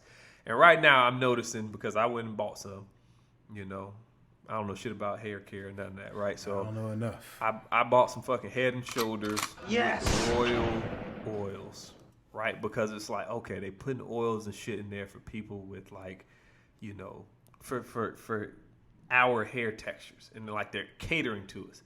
And I thought like, okay, but maybe that was about time. Maybe they had this cooking for a while, but then I noticed Old Spice body wash infused with shea butter. And I'm like, wait a minute. What you know about shea butter? Wait a goddamn minute. The fuck does Old Spice know about some goddamn shea butter? The straw that's gonna break the horse's back is if Irish Spring. Yes. If fucking Irish Spring comes out with some shea butter, it's clear as day at that point. Because that fucking formula been the same, the scent been the same. Yeah. Since as probably far as for 100 years. I can't recall it ever smelling different. Yeah. It's been the same soap as long as I've been alive. If they come out with a shea butter option, it's exactly that, bro. It's that the market is saturated and they're looking to grow and expand, and they can't do that without the black dollar. They can't do that without the Latino dollar, and that's what it is. And they have to make these statements in favor and in support of black communities, because if they don't, who knows how much money they have invested into research and development of these new products, right? And if they come out and they make a bold stance like, we believe all lives matter, and then they lose that projected, revenue they were expecting to bring in from these new products, I don't want to say fuck. I'm trying to be better about my use of choice vocabulary words on this platform, but it's going to cripple them. And depending on how much they invested there. And it might not be, I'm not talking bankruptcy, but if you invested $250 million, into the development and the rollout. Exactly. Your share price is going to take a dive. Like it. You're going to have to rebuild. You're going to have to recover $250 million over, 3-4 years. It's going to be some changes to operations. You're going to have to lay off some people. Reduce operations, increase prices on your products. It's going to be some changes that's going to have to happen. But I think, to kind of piggyback off what you said, my analogy was the Walmart analogy. And in that instance, retail as large as Walmart can push brands to do shit because they need it. Mm-hmm. Like, it's like, for instance, in that instance, I could recall when I was growing up, in order for us to get our products, we had to go to the beauty shop. You know what I'm saying? To get it. We couldn't get it from Walmart. Couldn't get that damn lustrous at Walmart. Now you walk in at, like, over the last, I'll say 10 years now, but now you go into Walmart and there's an aisle. There's an aisle for, like the Latin goods. Ethnic hair, yep. There's an aisle for the ethnic hair and skin care, and none of that was there 15 years ago. Oh. You know what I'm saying? You had to go to a specialty store. That's why you went to like the Albertsons. I'd say 5 years. Or the Publix. Maybe not the Latin. Like, we even have Latin. Like, when I say we, I'm talking about Louisiana. So that's what LA stand for. Even true. Yes. Latino. But now maybe for that, yes. But like, I can recall about 2010, 2011. They started having like a bit of an aisle, maybe not a full aisle, but but it was like a half an hour. Was like, oh, You talking food or you talking skin and hair care. Okay. Nah, but I'm seeing when I say within last 5 years, I'm saying I go to Target. And Target has an entire I agree with that. Just for that. It's like I agree with that. Ethnic hair care products right here, and whereas before, you might have one hairspray or something like that buried in a sea of like Pantene Pro V and regular Head and Shoulders. Yeah, but a company like Walmart can, dictate these companies to make those products available to fill up their shelves because they don't want to miss out on that market. Yep. And in order to get it, they got to have the product, so they can get these larger brands that necessarily wouldn't have originally had it to start looking to the market. Well, is there a market there for it? And then after they do the research, they're like, actually, Walmart know they market. There is. You go to they know they market, but then Head and Shoulders and Old Spice, they have to do their own market. Yeah, when the revenues run flat for about 5-6 years in a row, and it's like, all right, so what are we missing? And then they do, reach out and do a survey of the culture, and they realize Cantu and all these black and Latino women done went natural, and it's like we ain't putting gel in our hair no more. We ain't doing this. We ain't doing that. You know what I'm saying? They want the natural look. They don't want the creamy crack. They don't want that no more. Yes. You know what I'm saying? They ain't hot combing no more. You know what I'm saying? They might still be doing that. I don't know. Hot combing is a part of natural. That's heat damage though. But sometimes they want to. They need a little something. A little something. But I think there's a way to do it where it doesn't damage it like that. I am not the person to ask. Nah, me neither. I don't know. But I know. I ain't seen the back of a ear being burnt in a while. I know that's just a part of like that, the natural. Like every once in a while, you just want to have that look, so you just hot iron it, hot press it or whatever, and then after a few days, you'll wash it and it goes back.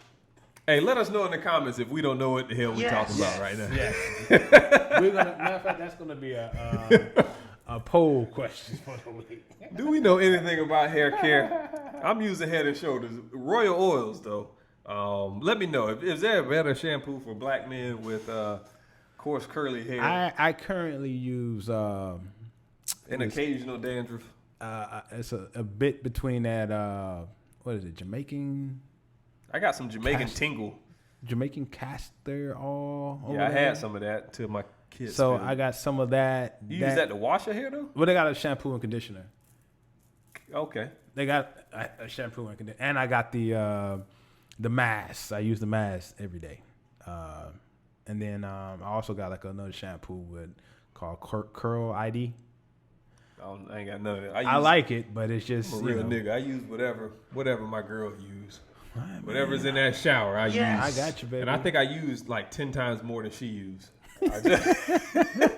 There's no doubt about she might use 3 pumps on her whole head of hair. She's mad at you too. And I'm coming in that mug, 10 pumping it out. Hey, but I ain't gonna lie to you. So that Jamaican castor, it's like I got it from Sam's. But so it's a big one. So I'll be in that doing the same thing. I'm like, that ain't enough. Conditioner? Is conditioner supposed to lather? Because I'd be working up a lather with the conditioner, boy.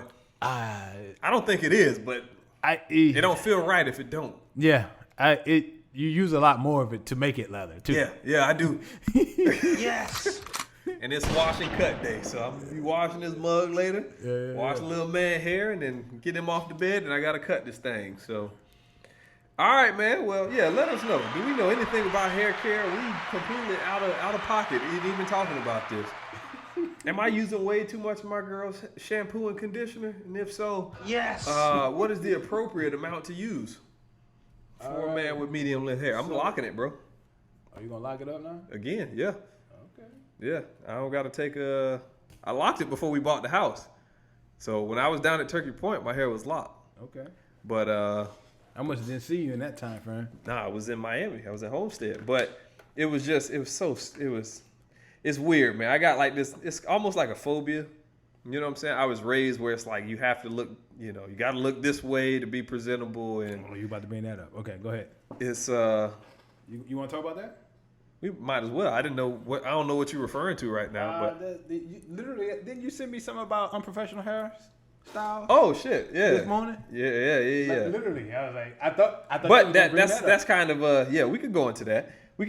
So yeah. So that actually is part of why, because it was like, and this ain't to the fault of nobody, right? But I was just always told by elders and the people in the neighborhood that were, a little more affluent or well off, and like, you don't want to look a certain way, you don't want to look this way, right? Because they won't hire you, they won't do this, they won't do that. And understandably, their advice was rooted in they just want to see me be able to get on and to trying to mitigate those circumstances. Yes, absolutely, right. So they're not telling me don't love myself, don't. They're not telling me think less of the qualities that I have, right? They're not telling me that. They're just telling me that somebody might. Yes. And in that instance, it may affect your livelihood. So I've always had like this almost phobia, man, of my hair and just how I can wear it and what I can do with it. So I've been very restricted to like a Caesar or a little mini fro every now and then. And even when I first started doing like the fro hawk and stuff, like that was like I was about to say, dude, I'm still uncomfortable with what I have now. Yeah, I was like so hesitant and shaking in the barber chair. So I think I might have told you this before. I definitely know I talked to Ivan about it, but and Regis, young Regis, but within the first year of me being on the job, I got a similar cut, basically the same cut, and I about 6 weeks into it, I distinctly remember one of the directors coming up to me and stopping me and like, man, I really like your hair. It's a sharp hair. And instantly I was like, is he fucking with me? Yeah. It makes you feel weird. It's like, man, I didn't cut this shit off now. Yeah. Like, I'm not looking for that type of attention. Or because it feels like an underhanded compliment. It feels like I'm taking notice of this, and if it gets any more, like if you do any more to it than this, like you come in with a part in it or something, like okay, that's a bit much. Yeah. But at the same time, but I will say that's what I guess ultimately in the last year or so when I went back to this cut was because basically the white boys have a similar cut, and they get parts right here with the comb over, and it's basically the same fucking cut. It is the same cut. And they'll be looked at, oh, that's just sharp. But mine just looked at like, or at least the feeling you get is that, oh, that's that urban stuff. Yeah, I know how I feel about that fucking word. Yeah. Even though it's like they took our cut, and because you're more comfortable with their hair texture, it's more appropriate. Yes. It's professional. It's clean looking and this and that. So, yeah, man. So to go back in time 2 years. So I was down at Homestead, and I'm eating lunch, and I seen a dude down there had dreads was long, man, and my hair was actually a little bit shorter than it is now. It's actually pretty long. Shit come down to like right here right now, but in the front. And I remember, and I just remember thinking like, man, I'm gonna lock this shit, man. I'm gonna ask bro when he come back from lunch where he got it locked. And he told me, he gave me his homegirl name. I was at Homestead, so she was up in I think Kendall. Okay. So I rolled up to her. Her name was Rhonda. Shout out to Rhonda. And Rhonda locked, and she locked it. And it was like, and it's a very weird period because it doesn't lock instantly. And I have this hair where, for some reason, I don't know, man, my hair just likes to be difficult. It won't do what it want to do. So it's locked, but it's still kind of frizzy. And some parts would lock, some parts wouldn't. Some was shorter than the other because when you fade your hair, obviously it's going to be shorter, closer to the fade than it is in the middle and shit. So it's like, so the locks was real short over here and all that. So I saw bro again. I forgot his name, but shout out to him. And I was like, yeah, man, see, I'm already on edge about doing it, but the fact that it don't look how I want it to look and all that. And he was like, look, man, I'm going to tell you like this. He was like, if you can't grow him, sew him. And I'm like, wait, what? Yes. Nigga said, yeah, bro. He said, man, call Rhonda and tell her, put a couple, you could buy like the actual hair or whatever, and you could put like it's almost like extensions or whatever. So he's like, on the ones you don't like, just tell her, sew in the few extra ones or whatever. So I went back to her again, had her sew in the few just around the edge so everything was uniform and it looked a little bit better. And I'm like, okay, If you can't grow him. If you can't grow him, sow him, bro. When bro told me that, I'm like, wait, what? And that's how Kodak went from nothing to something real quick. You know what I'm saying? And it is what it is. It gets you past the ugly stage. The mini fro has an ugly stage till you got some length on it. We just have ugly stages of our hair where it's uncomfortable for us. It's not ugly, but we call it the ugly stage. So I did all that. And then, so I'm buying the house. So I send my ID, right? You got to send your ID and shit to get the mortgage. And they're like, well, your ID expires in 3 days. And I'm like, yeah, it does, because my birthday's in 3 days. So use it now, and we won't have this problem. Needless to say, the fucker, they start hitting these roadblocks or whatever, and they can't use my ID. So then it comes down to where I'm still uncomfortable with my hair. It's my birthday, and I need to submit my mortgage papers and my ID and all this to fucking, so my house, so I can close on the house on time. So I literally just got off night shift. I'm at home. I drove up to Boynton. I'm at home, and I get the call, and they're like, we can't use this ID. Is there any way you can get a new ID? And I'm like, yeah, I can go to the DMV right there. I can go and get a new ID. I'll get a new ID, and I'll send it to you. And I'm sitting there in the mirror, and I'm like, fuck. I'm like, do I want this on my ID? Grab some scissors. Bro, I spent like $200, maybe $300 with Rhonda between hair and getting this shit put in and getting it dreaded and all that. To 2 weeks later, because I'm trying to buy this house to cut off. I got pictures of the shit on the floor where I cut my shit and ran in. This ID picture is literally an hour away. You can see I still got the kind of scraps here. I literally just cut it off with the scissors first and then hit it with like a 1 guard or a 2 or something. And then ran in and took this ID picture. This was moments after I cut my shit off. Well, at least you were smiling, man. Yes. Yeah, I felt, you know. But, so that little story, you know, it segues us into, I guess, that article that I sent you. And I thought that article, I'm going to look for the picture real quick, too, while I'm talking. But the article was... It wasn't an article. It was somebody took a picture, basically, and they basically emailed Google executives and wanted answers as to why, when I Google search unprofessional hairstyles, why does nothing but pictures of black people pop up? And, you know, again, everything right now is kind of racially charged, so I immediately kind of got in that bag. And I was just like, oh, these motherfuckers at Google, boy, ooh-wee. So... rather than, you know, just settling on the laurels of just, you know, my initial reaction or initial response, I said, you know what, I'm going to read this article. Let me find the article on the Google exec saying why this is the way it is. So I Googled that shit.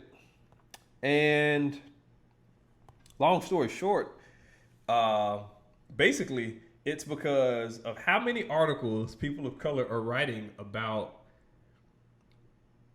why they feel or how they feel that their hair is perceived as unprofessional. So it's a lack of us understanding how to operate like SEO, which is search engine optimization and shit like that. So it's like algorithm. It pops up because we are writing so many articles and tagging them and saying, you know, my coworker or my job considers this hair unprofessional, considers this hairstyle unprofessional. And because the articles, the way Google's algorithms and things look at the articles, it's seeing this picture is on a page that says this hair is unprofessional 10 times or something like that. So we literally are, you know, opening our mouth and inserting foot in a way because we're writing the articles to where they're almost, you know, how they do with sound bites, and we want something that's jarring that catches the attention of the reader. But in the same token, we are shooting ourselves in the foot because we are the ones tagging those images, or the way the search engine algorithms look at the image. It's saying, hey, this image is on a page that has unprofessional hair this many times. So this image must be of unprofessional hair.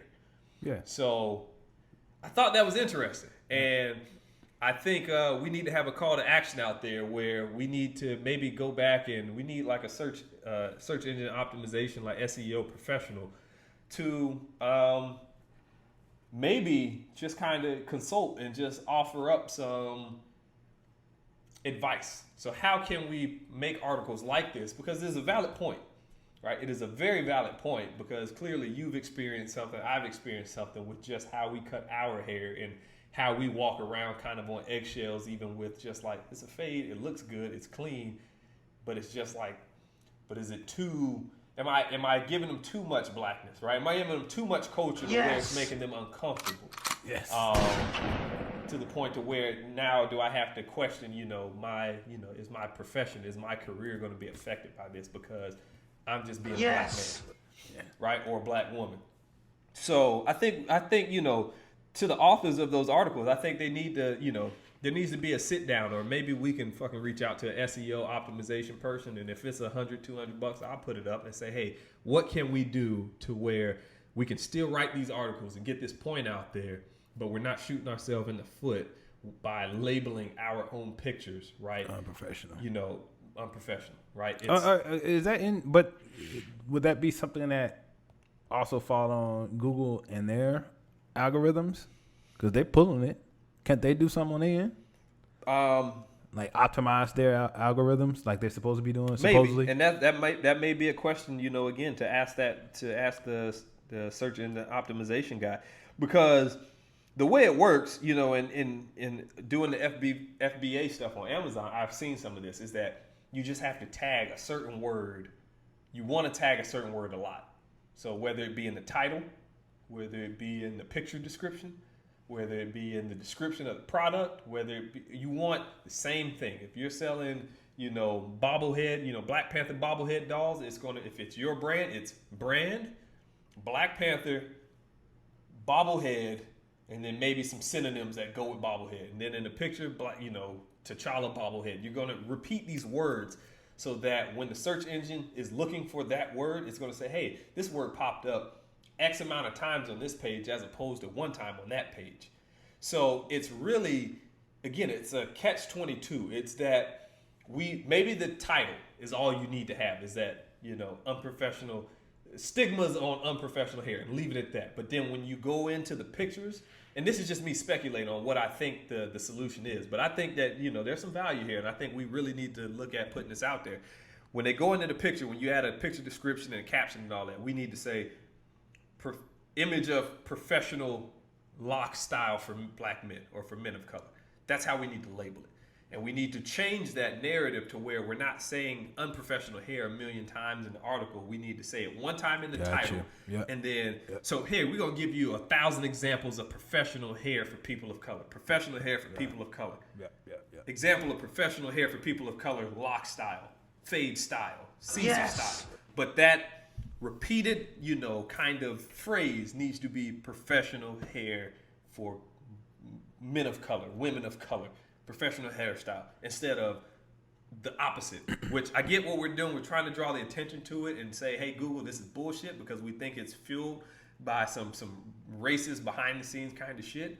And it may be. Sometimes right? There's some bias, they keep bringing up, like the Amazon facial recognition has the known hole with black faces. Yeah. Like, for some reason, they can't figure that out. Yeah, and like I say, it's a valid point. I'm not saying the point's not valid, but I don't want us to shoot ourselves in the foot while we're making these valid points, because it's the Kaepernick taking a knee and but the flag, and it's but this, but you did it to the flag, and it's like, okay, so this is just one of those things that it can easily be circumvented and pointed back to us. So if we say, okay, well, hey, your algorithm looks for repetitive phrases, well, I tag that picture as professional.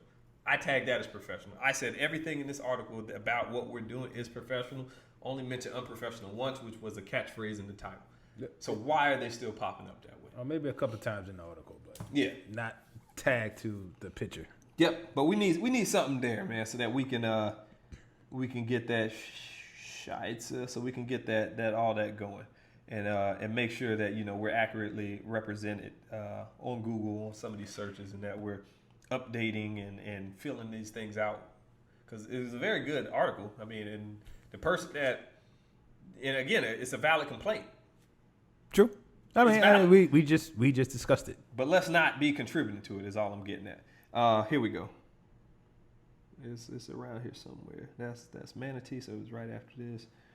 So yeah, what else you got, man? All right, man. So again, this episode is brought to you by TrapHamilton. His latest release, No Effin'.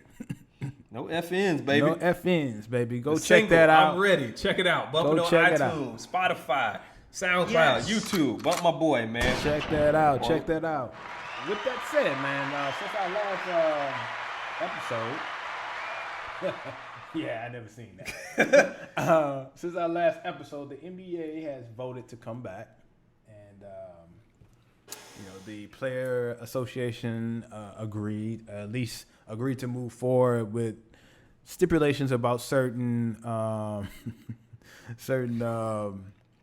aspects of it are still up for negotiations, but for all intents and purposes, they voted to move forward with restarting the season in July, at the end of July.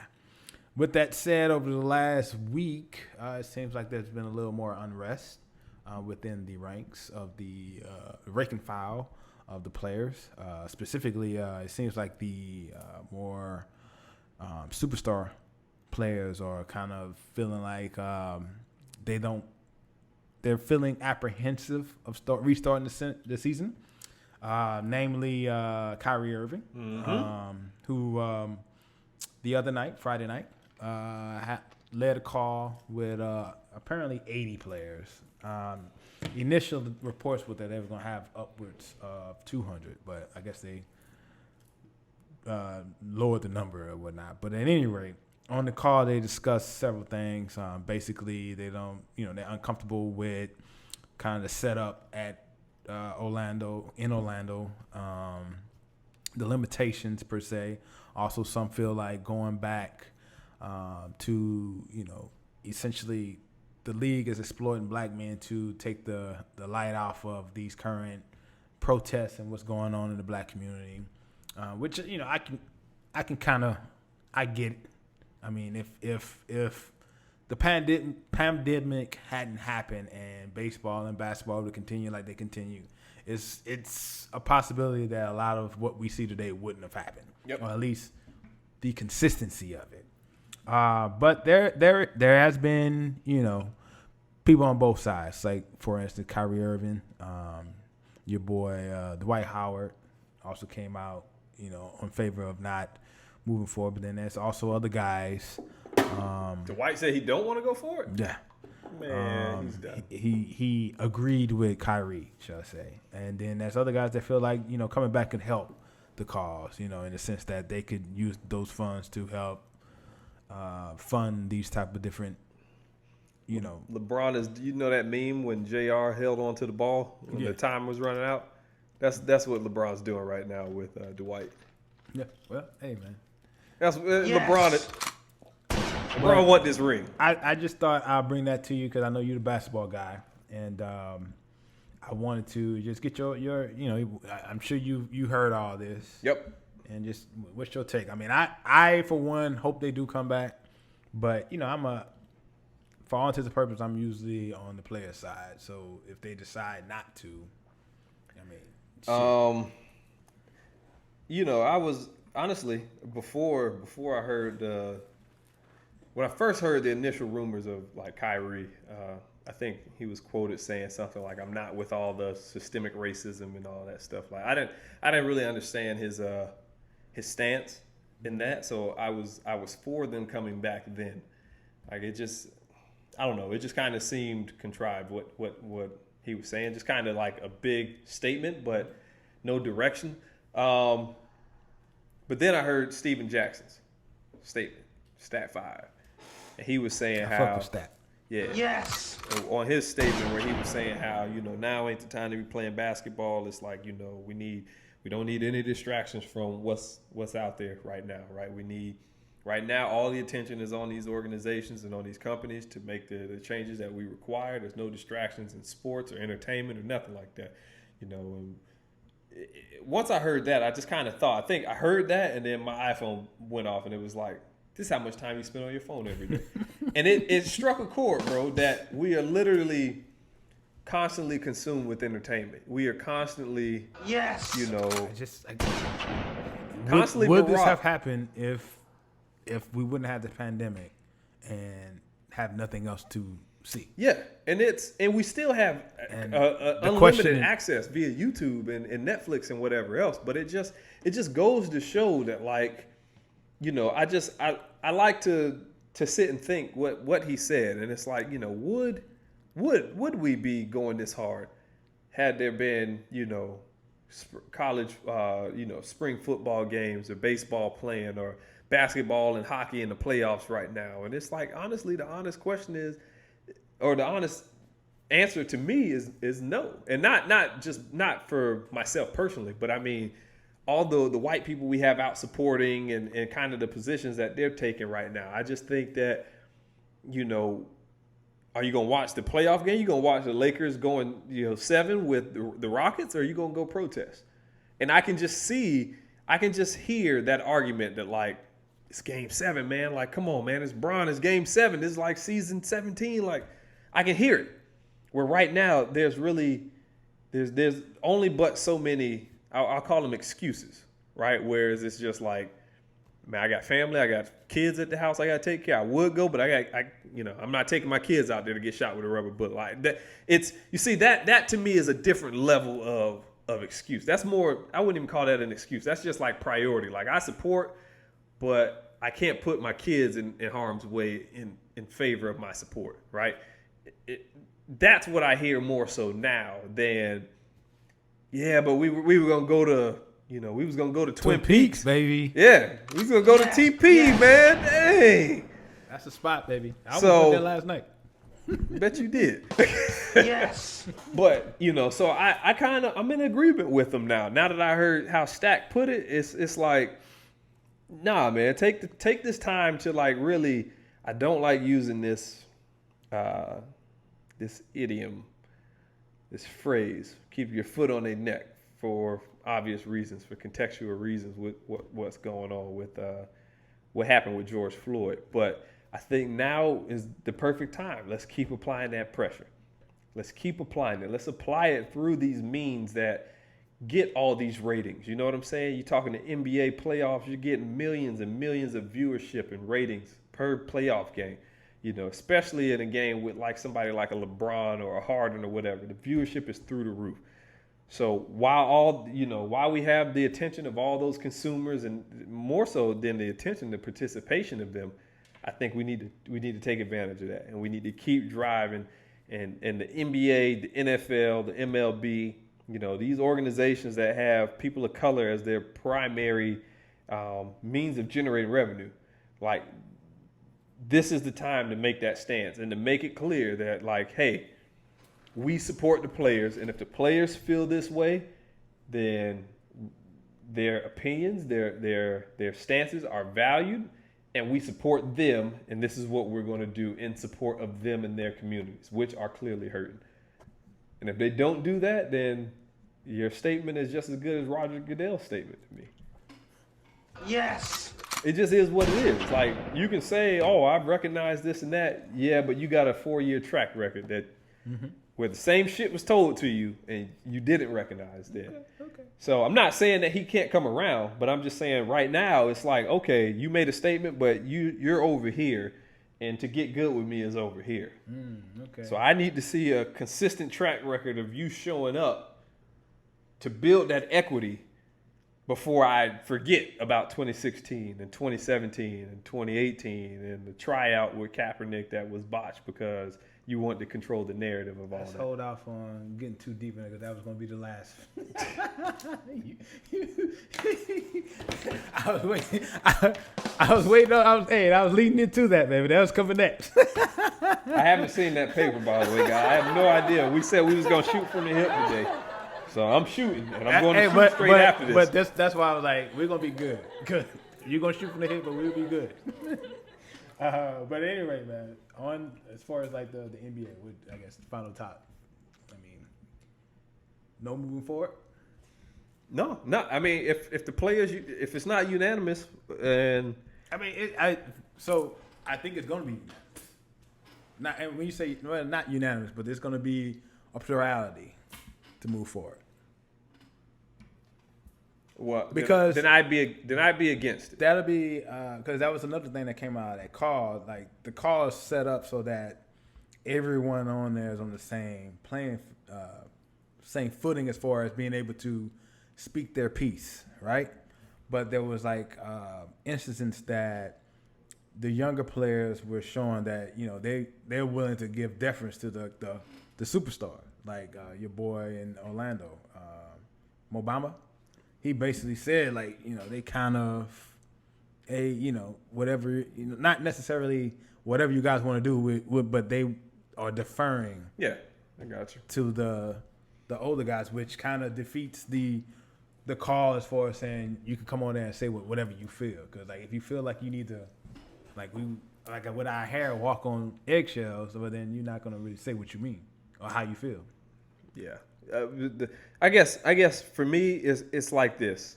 I look at it and I try to internalize and make things personal to me and take the analysis off of another person right now. But like if I had to explain to a white coworker right now how it feels to see the news that people are still being lynched and people are saying that it's suicide, and it's like, okay.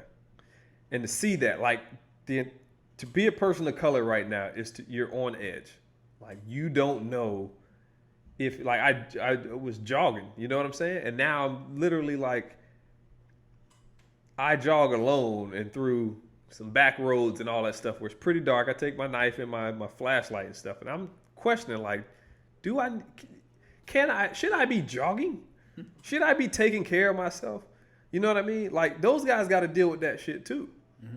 Those guys are probably bigger targets. They're probably the folks that if somebody was trying to make a statement, you know what I'm saying? What kind of folks were they?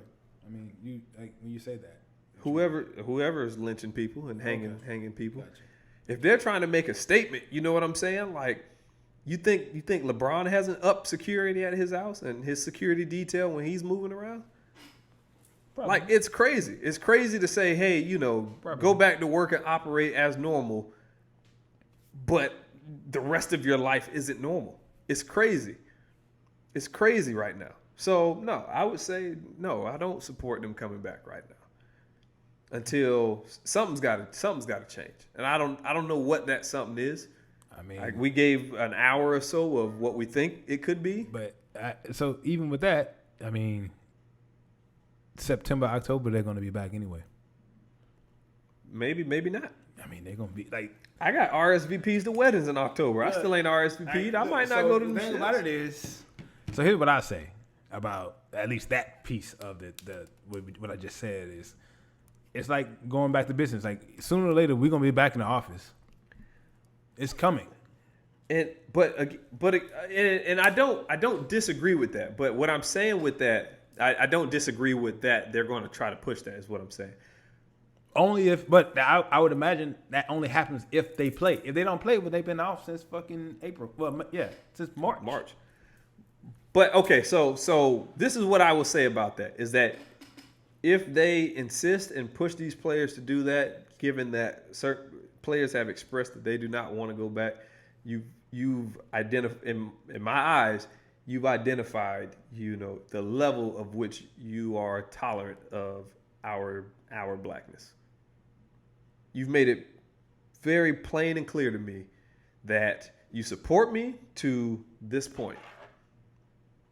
You support me up to a point. And it's crazy to say that, but in talking with some friends, some other friends of color, we expressed that we feel like with our white friends, there's a limit, there's a point to where my blackness becomes uncomfortable for you. Now, are you going to double down in your statement that you support me and back me in me telling you that something makes me uncomfortable and I don't want to do it, or are you going to coerce me into doing what you want me to do because you don't understand what it's like to carry a pistol just to go jogging because somebody might pull up on you with shotgun in a pickup truck and accuse you of some shit that they have no evidence of.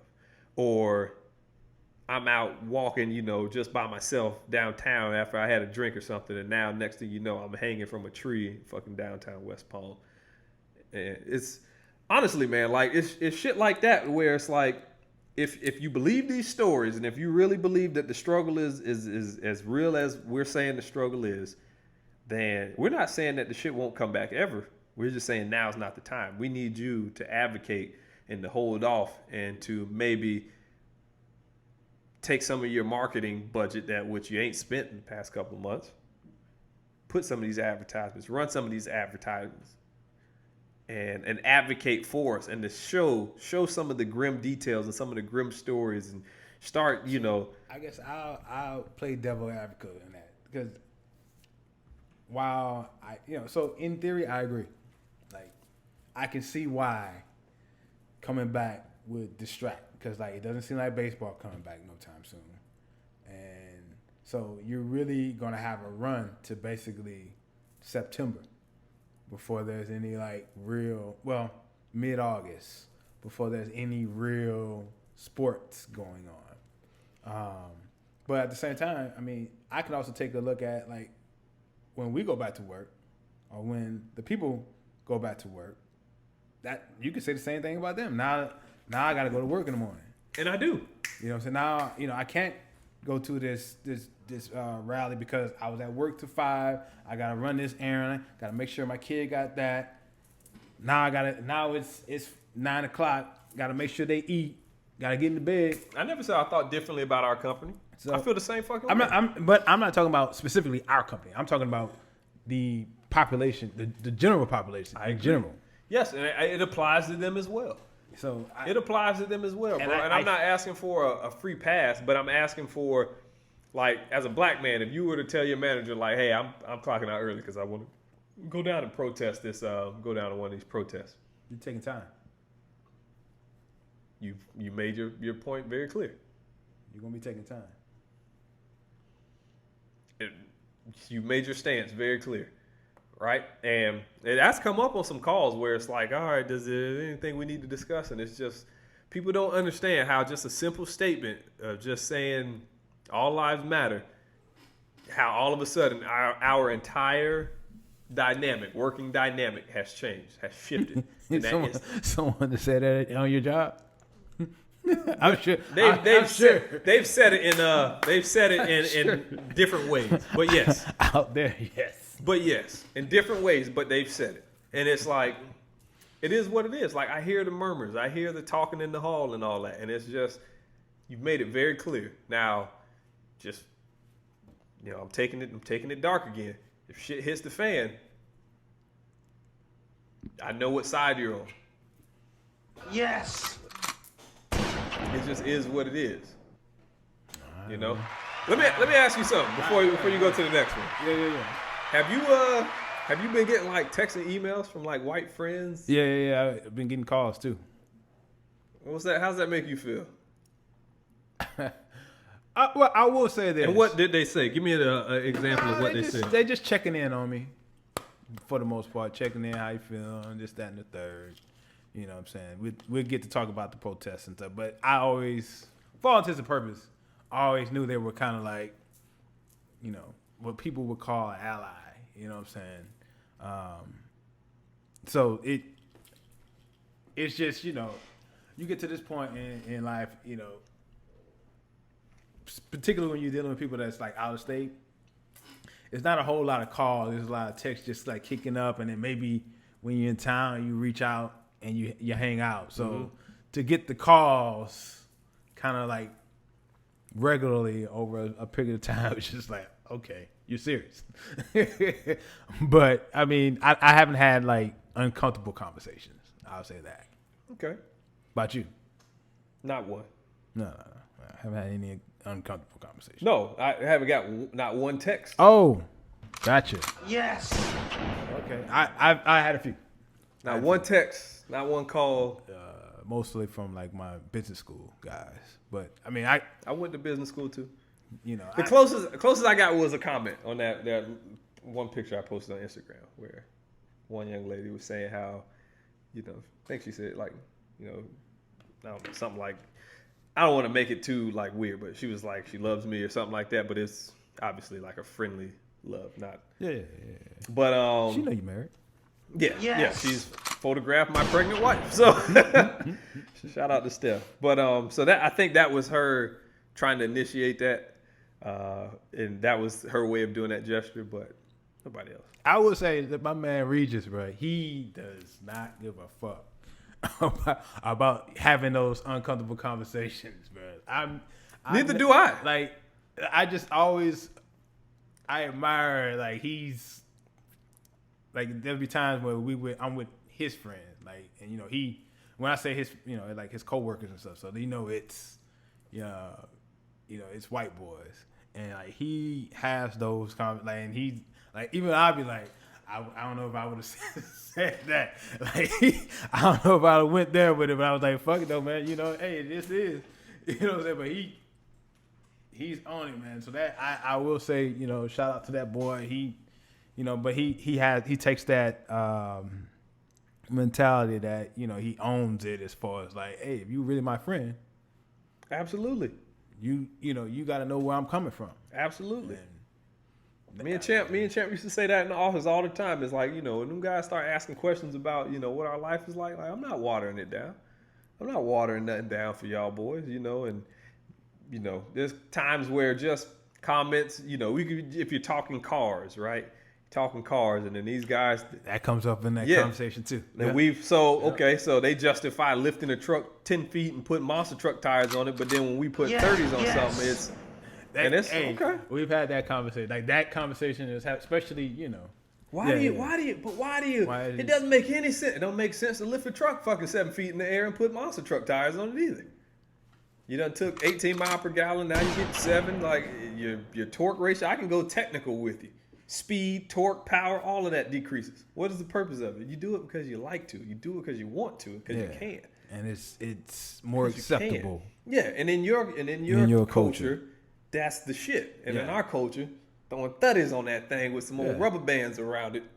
But at any rate, he'll bring up, like, they'll be willing to spend all kinds of money on, like, boats. But if someone want to buy, a Vet or a Porsche, then it's like, well, what do you need that for? What the fuck you need that $100,000 boat for? You know what I'm saying? Like, what you need that for? They don't need it. It's not a need. It's not a need. It's a want. I'm doing it because I wanted to do it, just like you wanted to put that in a dual outboard. Exactly. I want to put it in some rich Corinthian leather and German like engineering. He also bring up like he's in the watches. They be talking shit about the watches. It's like, why are you like? I would tell you like obviously we were raised differently. Like culturally we were raised differently because like, man, I never forget. I was probably going to high school, sometime in high school, and my pop was like, "You don't worry about how another man spend his money, unless he asks you for advice. Unless he owe you money." Yeah, but if he's on his own, he don't owe you money or nothing like that. Like, yo, you don't worry how another man spend his money. Like, so why are these people worried about, particularly the minorities, how they spend their money? Kev on stage has a skit on that, man. He was like, I can see clear as day that white people was never taught to mind their business. Yes. He said half of these instances where y'all calling the cops on us and getting into these altercations, he said it's just because y'all ain't minding y'all business. Minding your goddamn white business. Lady mad at the Latino girl whose kids were riding the power wheel in the park. Why is this kid riding this car? Mind your business. That kid ain't hit you. The kid ain't come close to you. Yes. Mind your business. Yes. Mind your business. Shit. Well, it just. I don't know, man. But so he not with he not at the company no more. Nah. He got actually a promotion, and he'll be moving up to New York for a little while. Promotion, but not in the company. No. Okay. With an outside company. Okay, for sure. He'll be heading the desk now. It's a coincidence that both Regises are from Houston? No, but so I guess technically old Regis is from Mississippi. He just came from Houston. He lived in, okay, yeah. Young Regis is third wall through and through. Third wall through and through. But at any rate, in another life, it was this planned with you being a cool guy today? Yes. cool. I mean, you got the glasses on, man. I mean, shit, right, baby. Was that planned? Yeah, not cool. I got a hat on because I ain't got a haircut. I got the shades on just because just feeling low. So okay, yeah, I just hear you. what it is, man. So the last topic of the day, and it'll probably be a quick one because you already basically kind of commented on it, but I was going to try to be funny with it. But anyway, the NFL's latest since our last podcast, Goodell's apology, which he stated, "We, the National Football League, condone racism and the systematic oppression of black people. We, the National Football League, admit we were wrong for not listening to the NFL players earlier and encourage all to speak out and peacefully protest. We, the National Football League, believe Black Lives Matter. I personally protest with you and want to be part of the much-needed change in the country. Without black players, there will be no National Football League. And the protests around the country are emblematic of the century of silence, inequality, and oppression of black players, coaches, fans, and staff." With that said, my man, We having fun or are you back? no? No. No. Niggas say I protest with you. No, you haven't. I think he went. I thought he was photoed somewhere out. No. What that nigga sign said? Hey, I'm not caping for him, but I Was thought I he- saw him out Was he somewhere. with Cap? No. Is there a black owner in the NFL yet? The answer to all these questions I are no. don't think so. There's a Brown. Yes. But you're right. So, but I guess he, I thought it was at least a step in the right direction. He's definitely admitting that he was wrong. But I think I kind of echo the sentiments of a lot of people that since this statement came out, that on one hand it's definitely a step in the right direction, but at the same time, you're saying this about, Cap. Like, you went all around it, but without acknowledging what Cap did. And, that's... Or how you wronged, or the wrongdoing that you had with Yes. Cap. So, Or that you acknowledge that the kneeling was never about the flag. Yes. So, in that instance, again, he steps in the right direction, but it's just not where, I would like to see it. I think it was a step down the 50-yard line. That's what I think. I think it was a very, very safe. Yeah, it was very safe and vague and not specific. Yeah, it definitely. And which I understand. And given we are in times where you can say, oh well, I did this 4 times, and somebody's gonna be like, well, what? You didn't do it 5, and they're gonna get pissed. So you're pissing off the people that wanted you to do it 5 times. Like, we're in very sensitive times, and I understand that. But I think that now's not time for a vague statement. Now's the time to be specific. Now's the time to say, the way we treated Cap, like there was no admission to any, all that NDA that Cap had to sign with a settlement. Like, he ain't going back to admit his faults through that, right? That's what it is. So that tells me that this thing is written, and it's worded pretty good, but it's rooted in ego. There's still ego all throughout that. And he also had his hand forced. Yeah. A couple days earlier.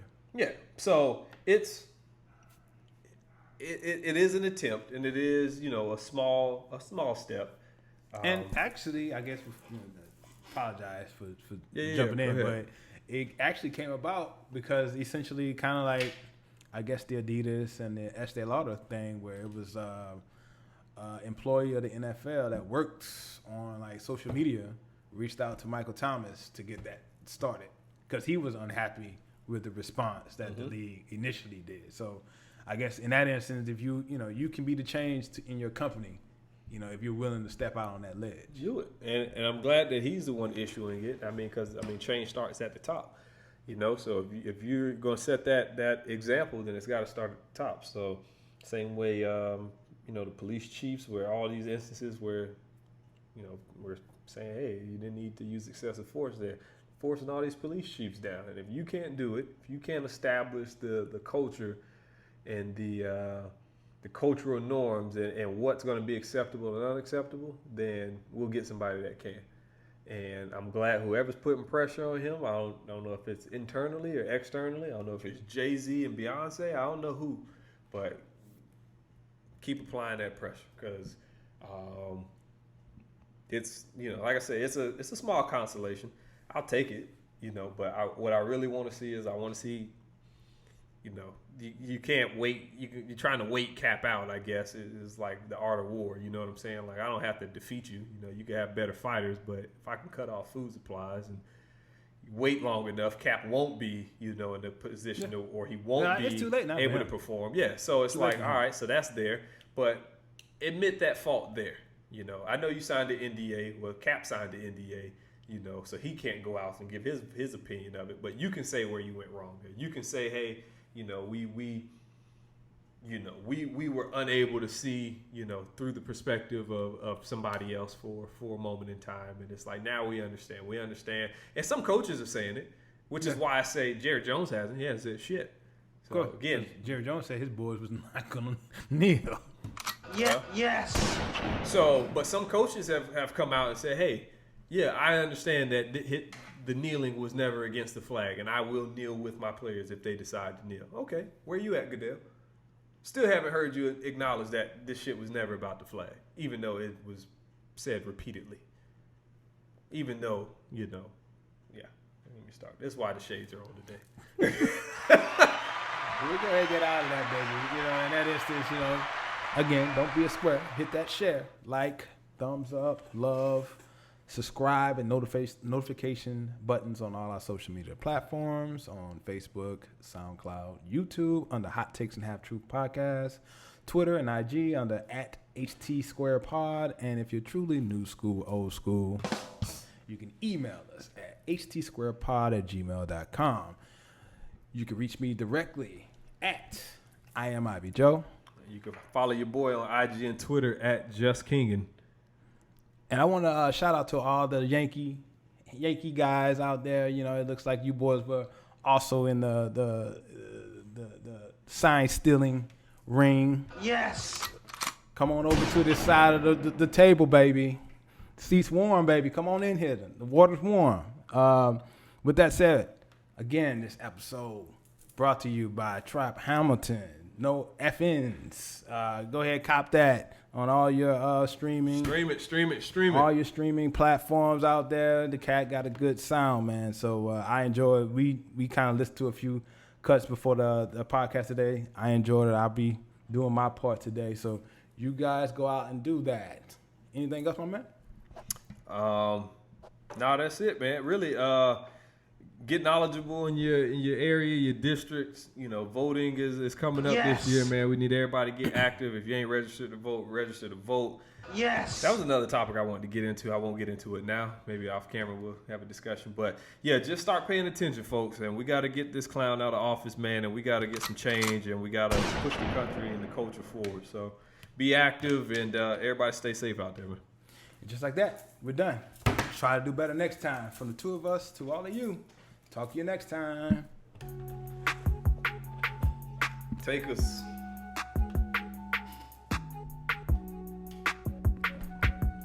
Yeah. Nah, the voter suppression shit. I didn't want to go down that fucking rabbit hole. But I'm thinking, all this shit got me in a fucking conspiratorial world, man. Because I wasn't going to go and vote this person, and now I'm like, man, these niggas seem too anxious to send me the mail-in ballot. And I'm like, somehow I feel like my mail-in ballot ain't gonna make it.